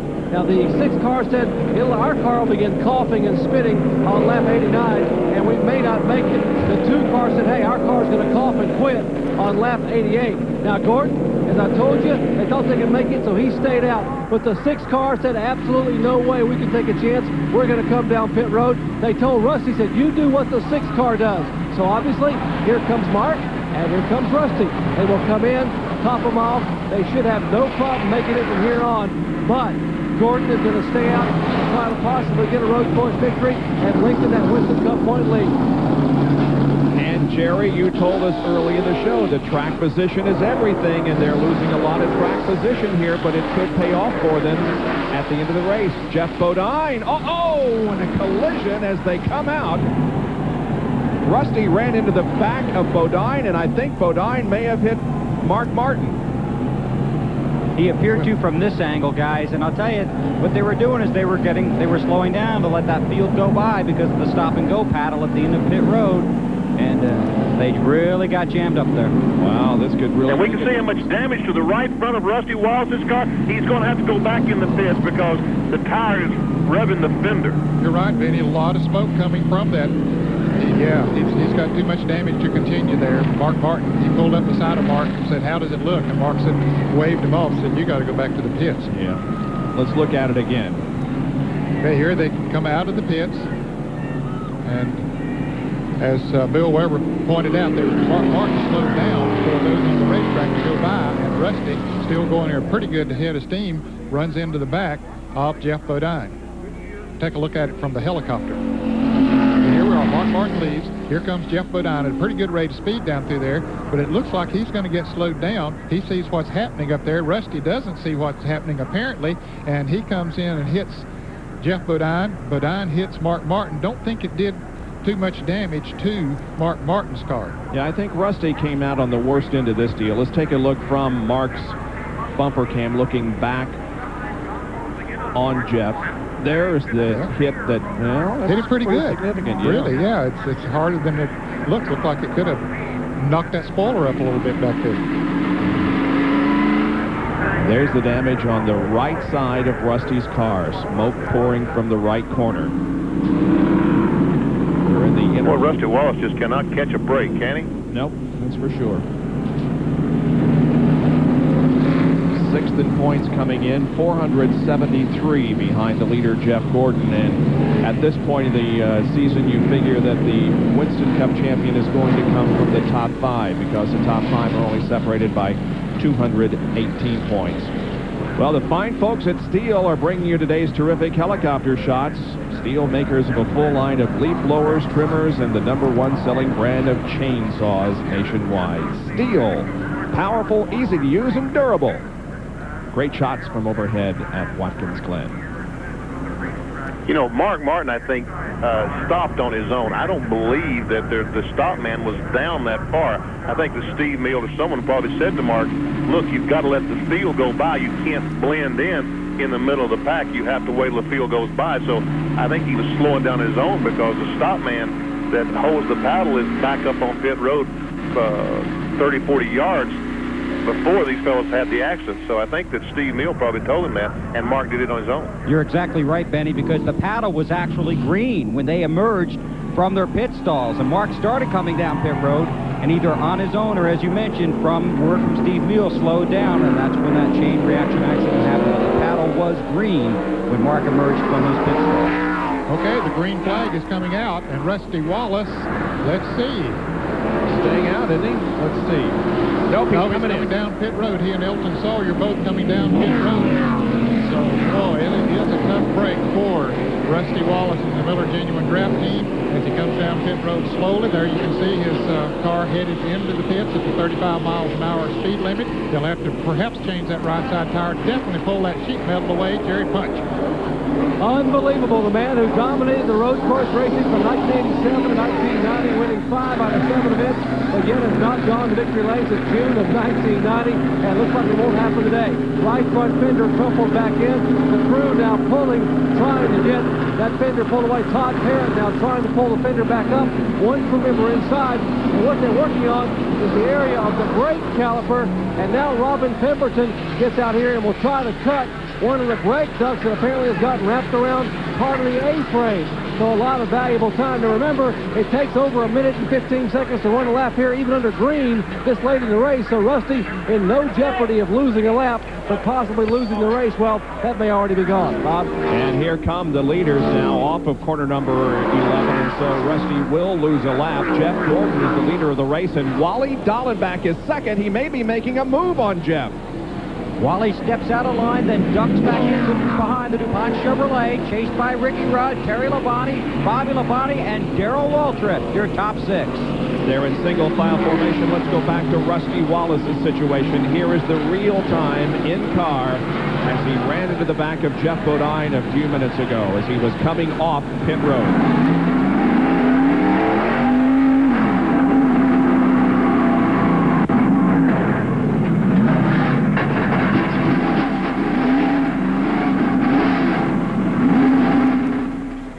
Rusty waits on pit road for the damage to be repaired so that he can get back out there in competition. It looks like we got the new leader, guys. New leader is Wally Dallenbach. Boy, how about that? Driving his heart out here today. We'll see how it happens. That's setting up, coming up, I think, out of 1. He's moved to the inside of the DuPont Chevrolet, and he's going to have a run up into the S's, or I guess that's headed toward me, actually, for the inner loop. And he outbrakes him, has the preferred line, and is going to come through the inner loop with a big lead. So Wally Dallenbach makes the move going into the inner loop in the MD&A Pontiac. Let us not forget, Ned, that he finished second here to Mark Martin in 1993. He started that race, and this is his 5th race here at the Glen, so this is by no means a surprise, but yet he is leading the rest of the veterans. Did he test in this car up here, or did he do all this practicing yesterday and Friday and Saturday, or did he come up to Bill Davis and test his car? Does anyone know? No, they did come up and test the car, Benny. So he knew what he wanted under the car when they came back here this week. Yes, they tested and were very pleased with the test that they ran. Well, right now, he's running away with whatever he's got underneath there. He is just getting with it. And meanwhile, Mark Martin is back in the pack there trying to come back up through the field, and Jerry Punch is with his crew chief. Let's try to uncover some of the mystery here, Steve. We saw Mark Martin slow while leaving the pits. Why did he slow down? Well, Mark's real aware of what's going on the racetrack. He looked in his mirror when he come on pit road and saw probably 15 or 20 cars didn't hit.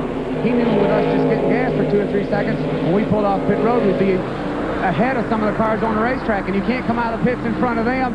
So in order to get lined up right in the queue, he slowed down. The rest of them guys just weren't using their head, and I guess they run over each other. That's the story. Mark Martin trying to wait till and fall in at the tail of the field, and you saw what happened behind him. Elaborating on your point just a little bit, Benny, indeed, Wally did test here and turned in the 4th fastest speed during the test at 117.6. The fastest, by the way, were Martin Wallace and Ron Fellows, who, of course, is already out of this event. So it's Wally Dallenbach up front, followed by Gordon, Rudd, Labonte, and Labonte.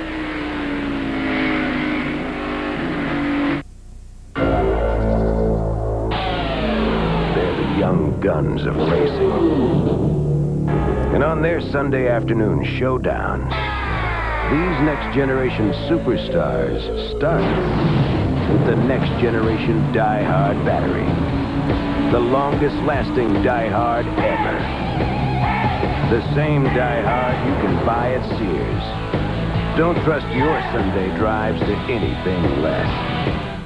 What, is this your idea of excitement? Let me tell you about exciting, okay? Driving around a racetrack at over 200 miles an hour, that's exciting. These are just flakes. Well, what do you think? These are really good. They're crispy, too. Really? Yeah, they're mighty good even with nothing on them. What are they? Hey, Charlie. Yeah. Kellogg's Corn Flakes? How could I be so dumb? You got 500 miles to think about it. Kellogg's is proud to sponsor NASCAR champion Terry Labonte. In Normal, Illinois, Gene Goebel is popular with folks who need their car fixed. He does good work, and he doesn't charge an arm and a leg. Because when he needs auto parts, Gene buys a lot of them at AutoZone. You see, the prices are low every day at AutoZone. So a lot of good mechanics like Gene just pass the savings on to their customers. Plus, they can still get the best quality parts. Sure, they know how to do the work right, but they also know how to save money doing it at AutoZone. You may not remember exactly when it first hit you, but somewhere along the way, you felt it. And you knew.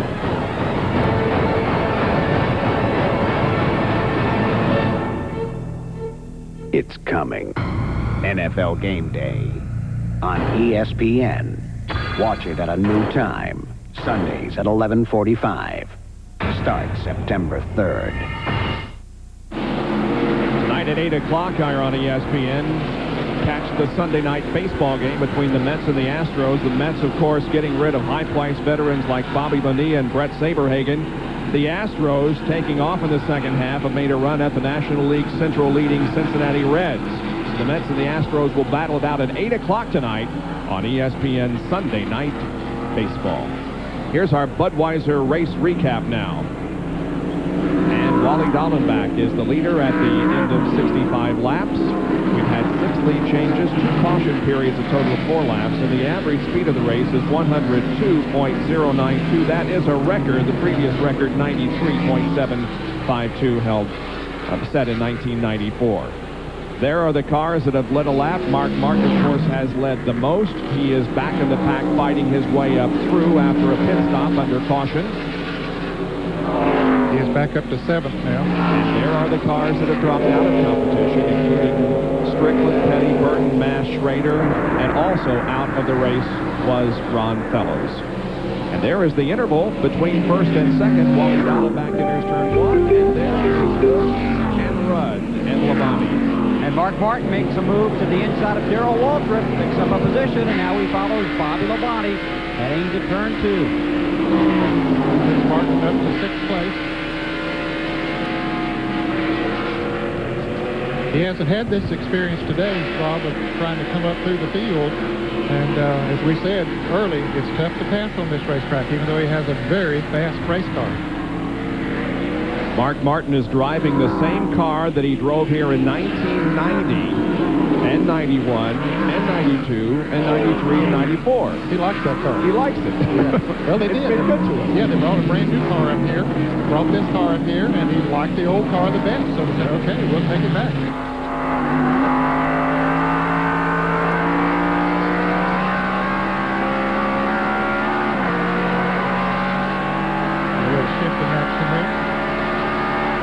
Most of these guys running a Jericho transmission, which is straight cut gear transmission, and they'll brake with their left foot and not even use the clutch on a downshift like that. And these gearboxes are a real godsend to these guys. A lot to think about out there, Dorsey. Yeah, there's a lot going on, a lot more than music for these guys. A lot of shifting and braking going on. You mismatch a shift, get into a corner, it'll lock up the back wheels on the car and will spin you out just like pulling the handbrake. And Mark's on the move now. that is not a battle for position. Jeremy Mayfield is 2 laps down in 27th, and Sterling was in 20th position, 1 lap down. And there is the leader once again, Wally Dallenbach. He has a 2.7-second lead on Jeff Gordon and a 5.6-second lead on 5th place Bobby Labonte. John Kernan has a report. Bobby Wally Dallenbach, the leader's pit with Chris Hussey as crew chief, and he's having some problems with some fumes coming in the car, Chris. How's Wally doing out there? He's not doing very good right now, believe it or not. He's complaining of some oil tank fumes. The oil tank's right there beside of him in a road race car. And Wally hasn't driven in a while. I'm sure you become immune to that after a while. And we may still have a problem with him, but he's gotten sick one time, and that's when he fell back a little earlier. But running up front's the best medicine he can get. And he said he's going to suck it up for this whole MBNA team and hopefully win this thing for us. Well, we've seen him. He started to pull away. It looks like from our vantage point on pit road. Let's go further down pit road to Dr. Jerry Punch. Guys, I spoke with Dallenbach just prior to the race on our NASCAR Today show, and he was telling us, you know, today I really need to run well. This couldn't happen at a better time for me. He may possibly be getting ready to announce a Winston Cup team for next year. Early next week, he is going to meet with 2 different car owners, potential car owners. They're going to go visit some existing car owners and talk about forming their own team. So possibly next year, he'll run both the North American Touring Series on road courses as well as possibly a full season in Winston Cup. Well, the best finish for this car that Dallenbach is driving today, and it's had 3 different, this is the 3rd driver, Randy LaJoie and Jimmy Hensley. Its best finish this year was 12th at Bristol, so it's certainly on a record pace for this year. As you once again watch a Fram field summary showing you where everybody is. And there's Jimmy Spencer in the Smoking Joe's Ford number 23. And he was being shown a lap down a little bit earlier, but NASCAR has put him back on the lead lap. So apparently he beat the leaders back to the start-finish line or something anyway. Jimmy is being shown in the 16th position at the moment. 19 cars on the lead lap. And I mentioned also, we saw that encounter over there with Morgan Shepherd and Derek Cope. They're both back out there running. Derek is still in the lead lap, and Morgan Shepherd is back out there, even though he's 5 laps down, being shown in the 32nd position in the second Ford. Good run for Ward Burton, who started at the back of the pack. He is now running up in 18th position, and Elton Sawyer spun, Dorsey. Yeah, he sure did. Just came into the inner loop and got up on top of the curb. Car got out from under him, come through the grass right there, got on 2 wheels, and he's sitting off the racing line, but the car is stalled there. We'll have to see if Elton gets going. I don't know whether this would bring out a caution or not if he can't get the car going. He's not on the racetrack per se, and he may be able to drive. Yeah, it looks like he may be able to drive away when he gets clearance here. Yeah, there's so many cars coming by now, he can't pull it back out there. Just look, the train just keeps on coming, and no opening there. So he's got the car moving. Did you see that? I'm talking about losing track position now. And folks, you see that yellow flag waving over there? On road courses, they use yellow flags on particular parts of the racetrack, and the drivers were told in the drivers meeting when that flag is waving vigorously, that means that there's trouble in that particular turn. That does not mean that there is a full course caution, and there certainly is not at this time. And guys, Mark Martin is already up to 4th. He's gotten around Bobby Labonte and Terry Labonte and is closing on Rudd and Gordon. So Mark Martin back up to 4th now. We work lap 73. The laps are winding down. Just 17 to go in the Bud at the Glen. Right now in command of this race is Wally Dallenbach. We'll be right back.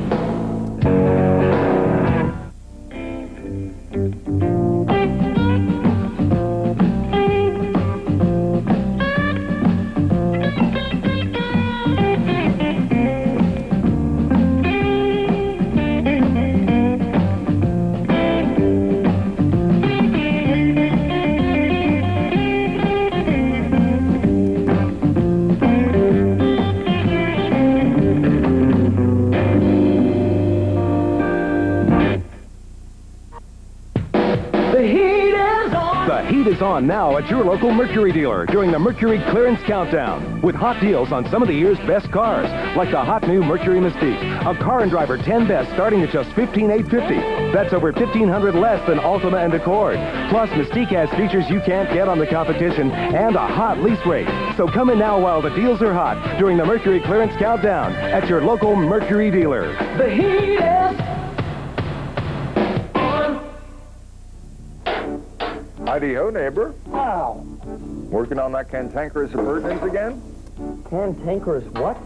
Your air conditioner. Yeah, I can't seem to get these repairs to hold up. Well, Tim, I should think you might consider calling Tri-County Air Conditioning. They guarantee their repairs for a full year. That way you wouldn't find yourself out here at what could often be very inconvenient times. Ah, a little rain never hurt anybody.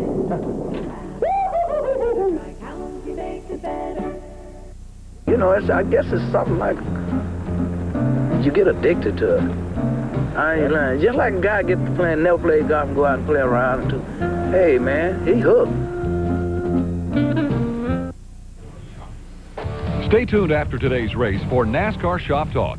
We have a whole new lineup of merchandise from Jeff Gordon, Bill Elliott, and Dale Earnhardt, including 1995 Brickyard 400 champion items.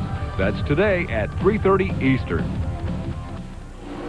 Well, the Brickyard 400, certainly a memorable event in its second year with all the rain. You'll be able to pick up some merchandise by watching Shop Talk after our broadcast. Mark Martin has moved to third, and there are the point leaders and where they are running right now. Gordon running second, Marlin back in 20th, Earnhardt all the way back to 26th, and Mark Martin is third, and Ted Musgrave 14th. So really, Gordon and Martin are the only ones that are having particularly good days, and we also might mention that Rusty Wallace, who is 6th in points, has fallen 2 laps down to 30th position. What is the situation now regarding fuel? Now, most of these guys did come in during that second caution and top off, but Jeff Gordon did not. No, and I don't think Dallenbach came in either during that last top off, so they would be the ones in question. However, their crews felt they might be able to make it. What about it, Jerry? Any recalculation there? I don't think there's any concern down pit road toward the Valvoline pits. They feel pretty comfortable. Most people down that end are okay. The only concern down here might be Jeff Gordon. Remember, he opted not to come down pit road and top off his tanks.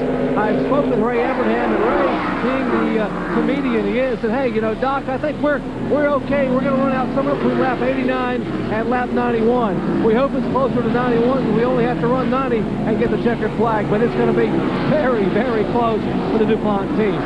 I don't think we can count Mark Martin out of this race by any means. He is trailing Jeff Gordon right now in third position, and there's quite an interval between first and second, but still, Mark Martin might be able to make it up with the 15 laps that we have remaining. And Earnhardt's problems continue. A lot of smoke coming from the Goodwrench Chevrolet right now as he moves around Todd Bodine. Don't know if he's maybe over-revved the engine somewhere or what the situation might be with Earnhardt's car. Of course, we've reported that he has a transmission problem, and it could be heating up. The transmission may be getting a lot of heat there running in that third gear, even though they run. Most of them run a cooler on the transmission here. And there is Rusty Wallace, who we just mentioned has fallen 2 laps down to 30th spot. Rusty was certainly in the hunt for the win here this afternoon until a collision coming out of the pit area with Jeff Bodine and Mark Martin. And here comes Wally Dallenbach off of the corner number 11 once again. Okay, we got trouble in the inner loop up here.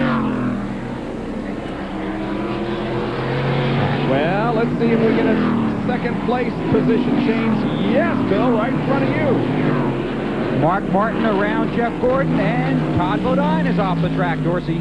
Yeah, Todd's up here in the inner loop. He came together on the entry with another car and has spun the car. We'll see a replay here. You see him in the brake zone as they come into the corner there. Todd on the inside is going to get into it with the 28 car. We've seen this happen earlier. He gets up on the curb. They bump right there. The car locks up, jumps the curbing. He's come through this inner loop about 2 times, guys, and did not make the corner, so having a lot of trouble up here in the inner loop today. I tell you, Todd Bodine made a sacrifice right there. He could have run all over Dale Jarrett and didn't do it. They might have touched coming into that turn, but if he'd come on in there and not got up on that curbing the way he did, got his car all out of shape there. We see him moving away now, but he could have wrecked both of them right there. He was 25th, 1 lap down, but of course loses all the positions now because of the crash there in the inner loop. John Kernan he was has having some kind of problem because we saw Earnhardt just a lap or so ago pass Todd Bodine down the front straightaway. And even in Earnhardt's weakest position, he was passing Todd Bodine. So obviously Todd had some type of problem. Wally Dallenbach has a substantial lead at the moment. Let's check into his pit in John Kernan. But these guys, Bill Davis, Chris Hussey, they're watching that 6 car because they know that Mark Martin can fly around this track, and there's still plenty of time left. And, of course, we told you, Wally breathing the fumes, not feeling very well in that car. But fuel, they were a little bit close, but that caution allowed them to get their window where they can make it with about a half lap to a lap just there. And they talk about Todd Bodine. He has a problem. No brakes. He'll make that hard right-hand turn into the garage area and take it back. No brakes, plus the car was stuck in 4th gear. Let's go down to Jerry Punch, who's with Richard Childress. Well, you talk about making it. It may be close down here for the Goodrich team. And, Richard, we're seeing some smoke out of your Chevrolet. What's the problem? Well, you know, we think the transmission's just getting real hot. You know, it may have a little leak in it somewhere, but it's just getting right on the pipe. It's not anything getting on the track. What have you said to Dale? You've obviously just made him aware that it is smoking. What advice have you given him? Well, we just now told him to back off a little more and just, you know, try to save it. You know, if we just finish it, we're going to have it'd be better than having to come in here and work on it. Well, they hope they can hang on. He's got about 13 laps to make it, or make it 12 laps, and Earnhardt has his fingers crossed, but they are doubtful that that car will make it another 12 laps. If points were awarded right now where they are running, Mark Martin would go into 3rd place, and Dale Earnhardt would slip to 4th. That, of course, is not the way that things may shake out at the end of this race in 12 more laps.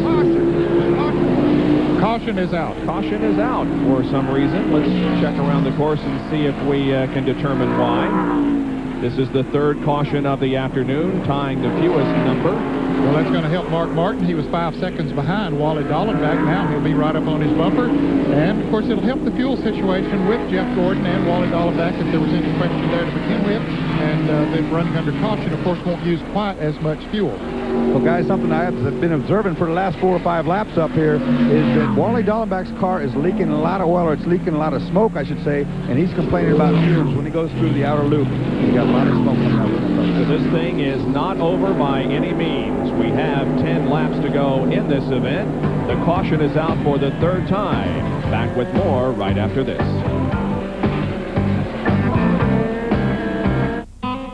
At AutoZone, most of our customers are folks who like to work on their cars themselves. But the ones who come in most often are those who work on cars for a living. Guys like Ed Graven. Now, Ed's garage is in Ogden, Utah, where most of the time you'll find him pulling an engine or sliding under a car. And just about every day, he drives past a half dozen other parts stores on his way to AutoZone. Because Ed knows that when it comes to getting the right part for the right price, there's just no place better than AutoZone. Smaller electrodes, more power. More electrodes, faster start. Suddenly, everybody has a new spark plug idea promising instant higher performance. But one new plug's idea is higher performance that lasts. Introducing Autolite Double Platinum. Platinum on both sides of the gap for faster starts and more power every time. Platinum to platinum firing for guaranteed peak performance, long after other ideas have peaked out. Autolite Platinum and now Autolite Double Platinum. More precious metal for your precious metal. You want to know how to choose a motor oil? Take a ride to your local garage and see what the mechanic puts into his own car. Fact is, of all the brands of motor oil, more ASE certified master technicians choose Valvoline for use in their own cars and trucks. So before you buy a motor oil for your car, know the one more top mechanics put into theirs. Valvoline, the #1 choice of America's top mechanics. We are under caution at Watkins Glen, the field behind the pace car. Wally Dallenbach has the lead at the moment. It'll be interesting to see if everybody comes in for a pit stop this time. I doubt if we'll see many of them come in, because most of them figured they were in position to go on the rest of the way. Some of those back towards the back might come in. Nice hat. Hey, you got to do anything. I guess you could call those guys melon heads, huh, Benny? I guess. Wow, look at the folks they have there today. Hey, Benny, all these folks want to say hi to you, too. I was slamming up the towel before the race, and they were looking for you, and so they're thinking of you, big guy. I did eat your chocolate chip cookies for you again, man. And that's the worst news of all. All right, who's going to stop? Well, let's see. We're going to know here in just a few minutes. That area off there to the right is what's called the boot. That's the long portion of the course. They're coming down between turns 5, entering turn number 10, and then they'll go back to the right in turn 11 and enter the pits. How many cars on the lead lap, Bob? 19 cars on the lead lap, Benny, and Ward Burton is the last one, and I think he is totally out of race. That's the way it looked out there. So like I say, he'll be coming in. Dale Jarrett is having brake problems. Wonder he's running at 18th place. Wonder if he might come in. Some of those back towards the back might come in. They don't have nothing to lose. Put on some new tires and hope to pass some of those that don't stop. By the way, Darrell Waltrip had moved up to 6th position, passing Bobby Labonte just before the caution came out. There's Darrell right there in front of Labonte and Andretti. Well, here they come. Time. Yep. No, none of the leaders coming in. No, 10 laps to go, they by didn't the even way. fake it. 10 laps to go. 80 laps are completed, and the green should be coming out very soon here at Watkins Glen. On the road again, going places that I've never been, seeing things that I may never see again, and I can't wait to get on the road again. And when you get on the road again, make sure you do it on Generals, because General has the right tires for all the roads you ride. Sooner or later, you'll own Generals. In a sport where nerves are made of steel, it's only natural. The tools are made by craftsmen. 1,600 Craftsman hand tools, made in America, guaranteed forever. The only official tools of IndyCar, NASCAR, NHRA, and the new Super Truck Series by Craftsman, only at Sears. Man has always been fascinated with speed. But winning is more than a flash of speed. It's a measure of skill. A test of guts. That's why the true spirit of NASCAR lies not in the machine, but in the man who drives it. We're proud to be part of this great sport. Busch, the official beer of NASCAR. Back at Watkins Glen, where the yellow remains out. It's for oil on the racetrack, by the way. Very enthusiastic crowd here at Watkins Glen. And earlier today, in the parade of the drivers around the racetrack, each of the drivers held an American flag as he toured the racetrack in front of the paying customers. And there's also concern about the executive order from President Clinton, which could seriously affect the involvement of R.J. Reynolds through their Winston brand of sponsorship of the series. Earnhardt commented. Well, the Winston Cup drivers are really upset about it. You know, Winston creates a lot of jobs. They created the tobacco industry, is a big sponsor of NASCAR, and has a big following with a lot of fans and everything. And surely we don't promote kids to smoke, and we do a lot of things for fundraisers and things to prevent smoking for kids. But I think it'll cut out a lot of jobs. We have a lot of people on our teams that work, you know, and it's a big industry. It's a big thing. And if it was an illegal product, I could understand it. But it's a legal product, and a company selling legal products should be able to do what they want. And you know, this is a big industry. I think they're really getting into something they don't want to. It's everybody's right to choose, and I think, you know, you're talking about people's rights here. You're talking about the right to choose to do or don't do what you want to, and this is America, and I think you need to leave it alone. There's too much government in the people now, and they need to let the, you know, Constitution work as it is. That is the opinion of Dale Earnhardt speaking on behalf of the other NASCAR Winston Cup drivers regarding the executive order from President Clinton last week. Caution is still out, giving the fans a little bit of a breather here before the finish of this race. We'll take a look at another Cram Field summary of how the cars are running. There you can see that Darrell Waltrip is up to 6th, separating the Labonte brothers, who were running together at one point. Jimmy Spencer down in 15th, back on the lead lap. There you can see there 16 through 30 that there are 19 cars on the lead lap. And Bob, those four at the top there, 16th through 19th, they all did stop. They had very little to lose, so they came in and took on some new tires so they can move up a little bit in the field. And the remainder of the field showing you the 7 cars that have dropped out of competition in this 10th annual Bud at the Glen. You want to know how to choose a motor oil? Take a ride to your local garage and see what the mechanic puts into his own car. Fact is, of all the brands of motor oil, more ASE certified master technicians choose Valvoline for use in their own cars and trucks.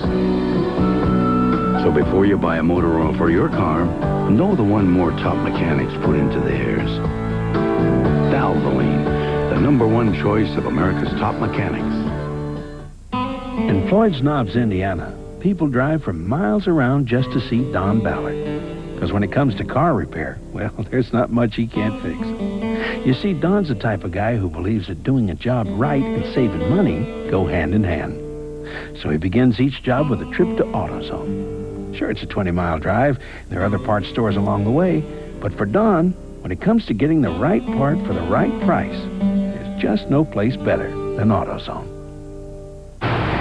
Hey, you know my crew spends hundreds of hours building those 5,000 horsepower motors. I can explode one in 5 seconds. And when that happens, nobody eats. That's why my guys won't run anything but Fram fillers. You know, Fram gets the nasty stuff out of the oil, so I can go to the other end with my candles lit. And you know, that's in about 5 seconds, nearly 300 miles an hour. You can look at these guys and see they eat pretty near every day.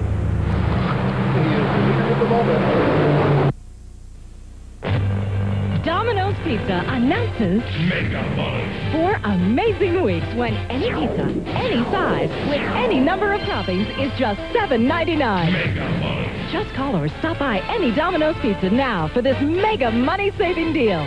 Remember, any pizza, any size, any number of toppings, just $7.99. Mega Money. It's only at Domino's Pizza, and it's only a phone call away. Mega Money. It's a mega deal. In a recent state of Florida motor vehicle make, model, and manufacturer study, only one make was ranked #1 for fewest chronic defects. Out of the top 20, Ford finished 19th, Chrysler 17th, Nissan 10th, Honda 7th, Lexus finished 4th, and rated #1 with fewest chronic defects, Oldsmobile. Cutlass Supreme 18.2. See the top-ranked lineup of Oldsmobiles at your Bradenton, Sarasota, Venice Oldsmobile retailer. 65-65. Back at Watkins Glen, where we are about to go back to racing. We will complete lap number 82 when they come down and get the green flag, and we'll have 8 more laps to go. Still Wally Dallenbach out front, but can he hold off the challenge of Mark Martin, who used to be his teammate? Remember in 93 when he finished second to Mark, he was driving as a teammate to Mark.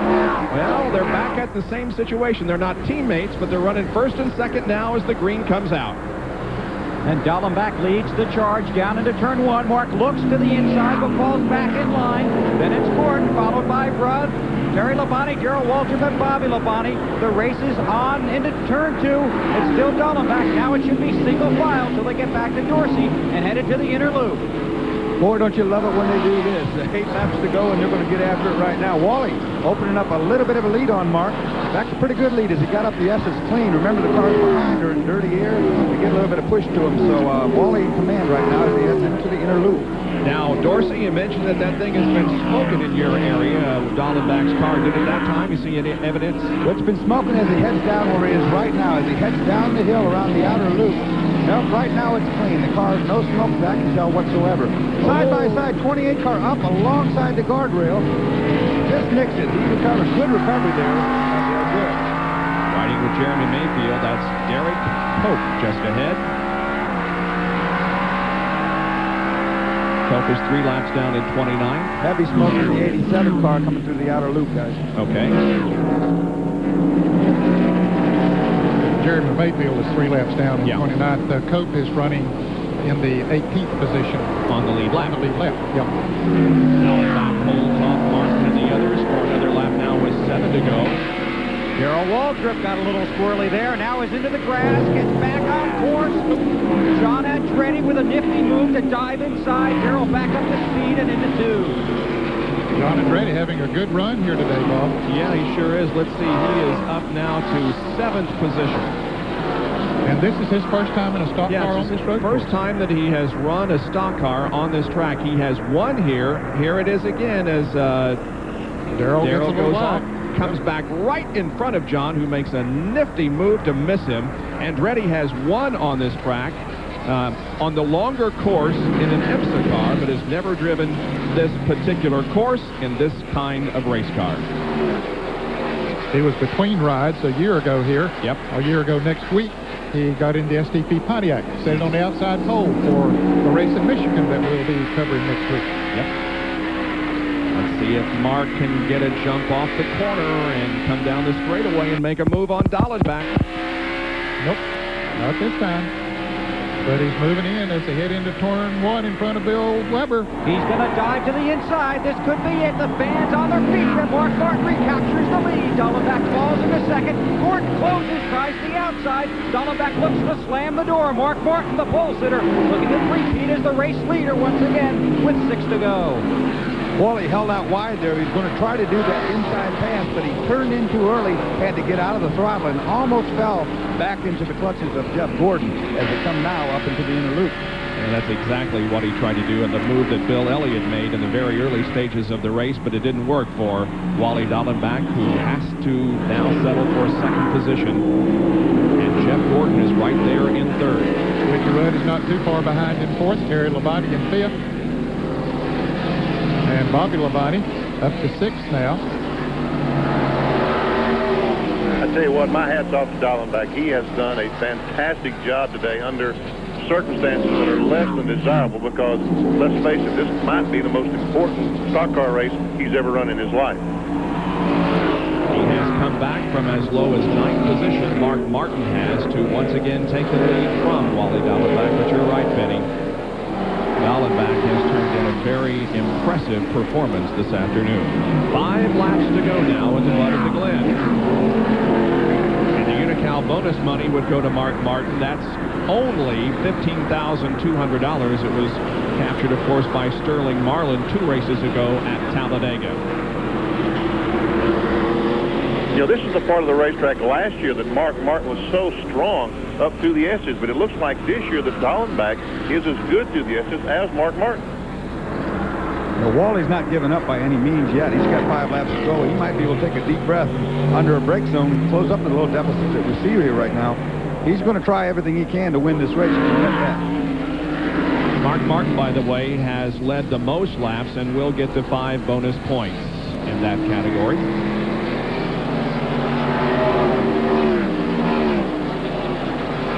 There's Andretti, Darrell Waltrip, Jeff Bodine. Here are Brett Bodine and Jimmy Spencer and Eric Cope. They are running 16th, 17th, 15th, 16th, 17th. And all those cars stop for tires, so we can see that brand new tires does not seem to be the advantage they are in most races. I don't think it makes a big difference here, Benny. Not nearly as much as you say as we see on the oval tracks. But it didn't seem to make as much difference with the new pavement this year. We tried some back-to-back tests, and with this new pavement, there's so much grip that the new tires didn't really help that much. Michael Waltrip, Butch Leitzinger battling for 12th position. And also the 16 car of Ted Musgrave is right there.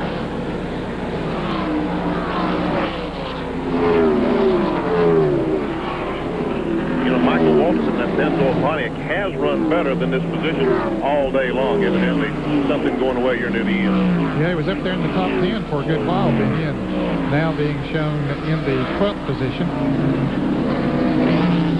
We remind you that Shop Talk is coming up at the conclusion of our telecast. And and we have less than 4 laps to go.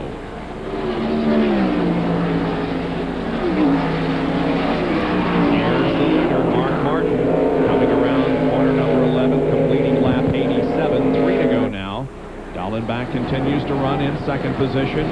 Then Jeff Gordon, then Rudd, then Labonte. Then Labonte. Yeah, then Labonte. Terry followed by Bobby.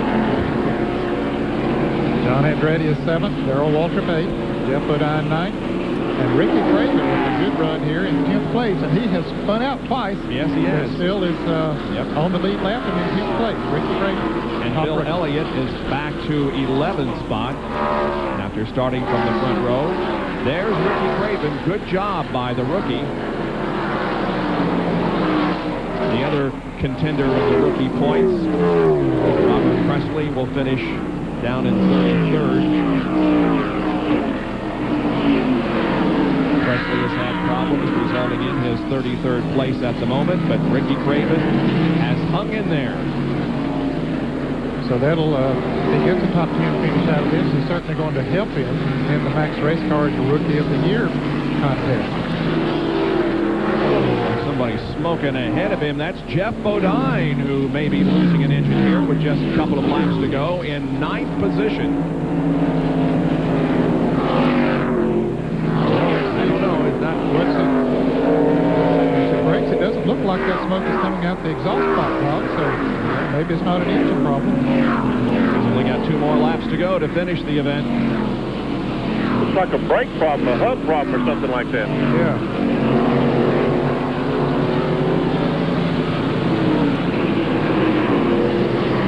Mark Martin's Ford leads this event now with less than 2 laps to go. The battle for the Manufacturers' Cup has Chevy, of course, with 15 wins, a total of 159 points. Ford with 3 victories this year and 119. And Pontiac has the win at Dover with Kyle Petty and a total of 83 points. So this is going to be another boost for Ford if they can hold on to win this event. We can see that Dallenbach still has an aggressive stance as he comes off turn 5. He goes over the dirt trying to take all the racetrack he can to try to gain a little bit on Mark Martin. He is still trying his hardest.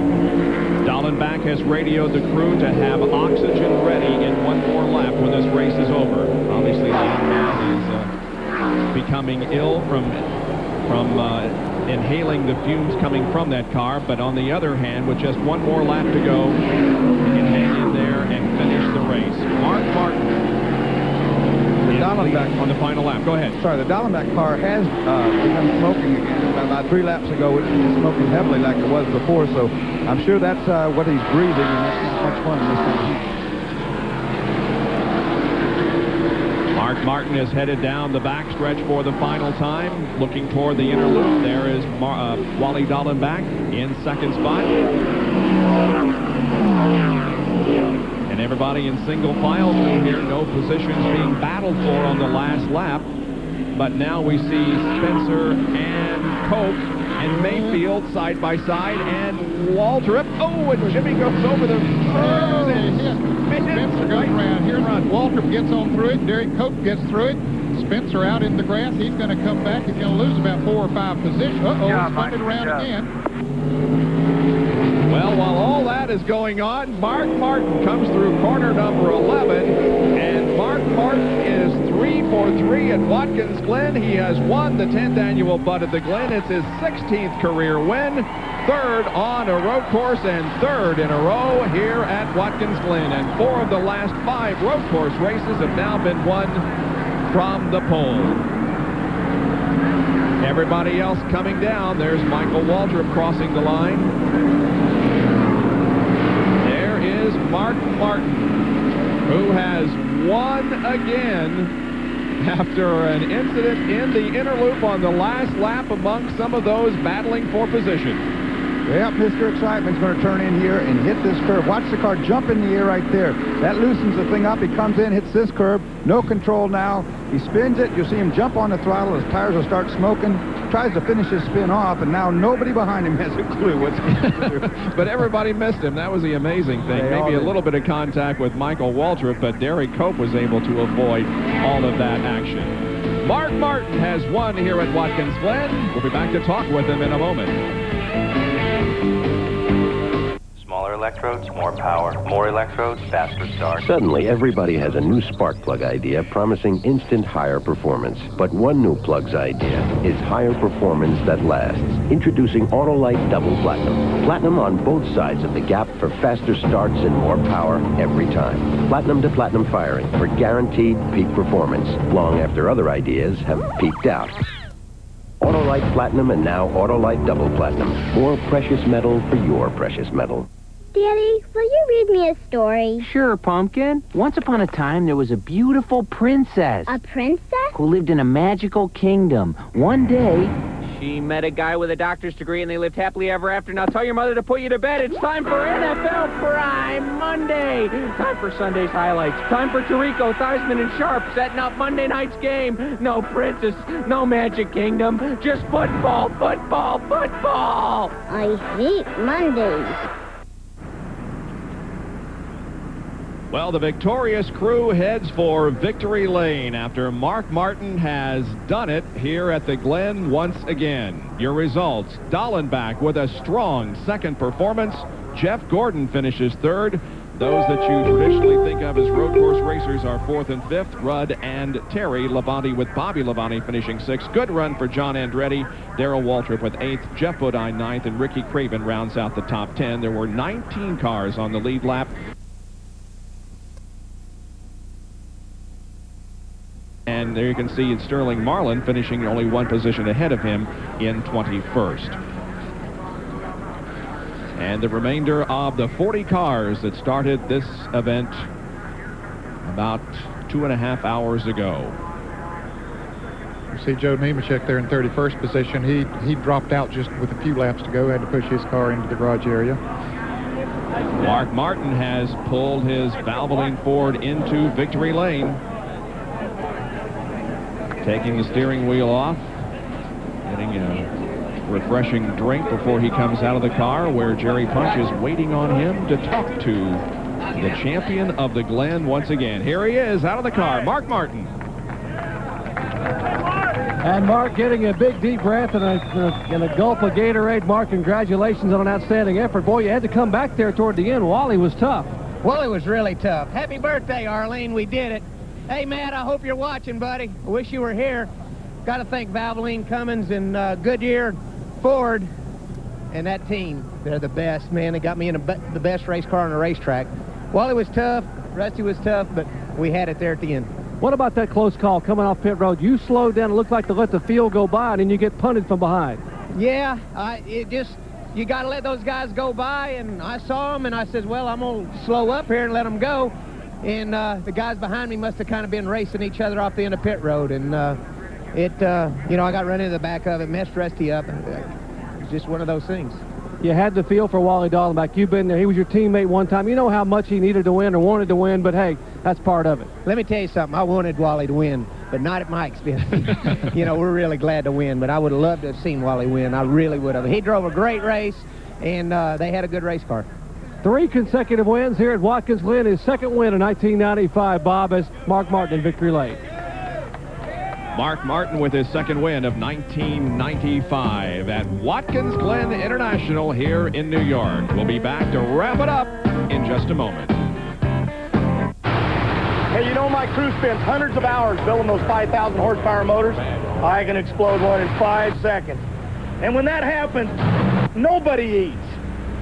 That's why my guys won't run anything but Fram fillers.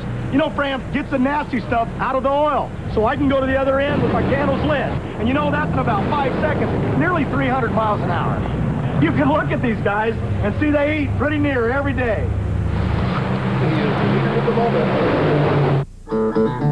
You want to know how to choose a motor oil? Take a ride to your local garage and see what the mechanic puts into his own car. Fact is, of all the brands of motor oil, more ASE certified master technicians choose Valvoline for use in their own cars and trucks. So before you buy a motor oil for your car, know the one more top mechanics put into theirs. Valvoline, the #1 choice of America's top mechanics. NASCAR drivers say there's no track in the world that's tougher on brakes than the one in Martinsville, Virginia. So when they take the green flag here, they all have one thing in common: the same brand of brakes. Because without them, you can't come down this straightaway at 120 miles an hour and still make it through the turn. So which brand do NASCAR drivers use to get them through 500 laps at Martinsville? Performance Friction Carbon Metallic. And we stock them at AutoZone.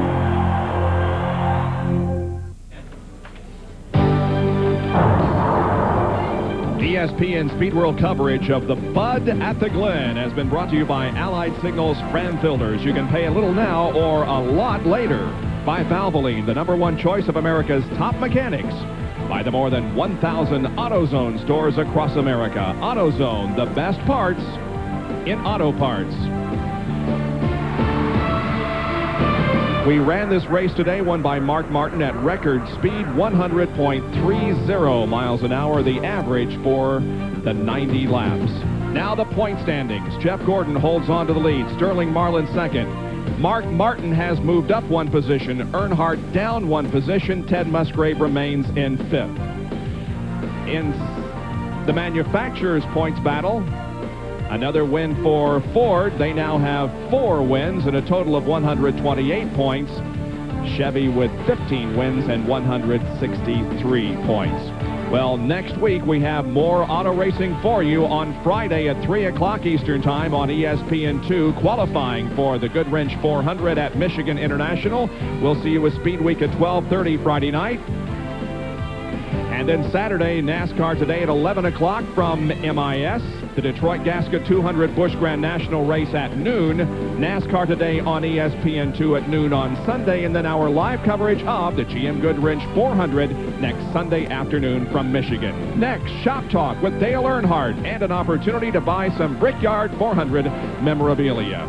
Our congratulations to Mark Martin. My thanks to Bill Weber, Dorsey Schrader, Jerry Punch, John Kernan, Ned Jarrett, and Benny Parsons. We'll see you next week at Michigan. For now, this is Bob Jenkins. So long, everyone.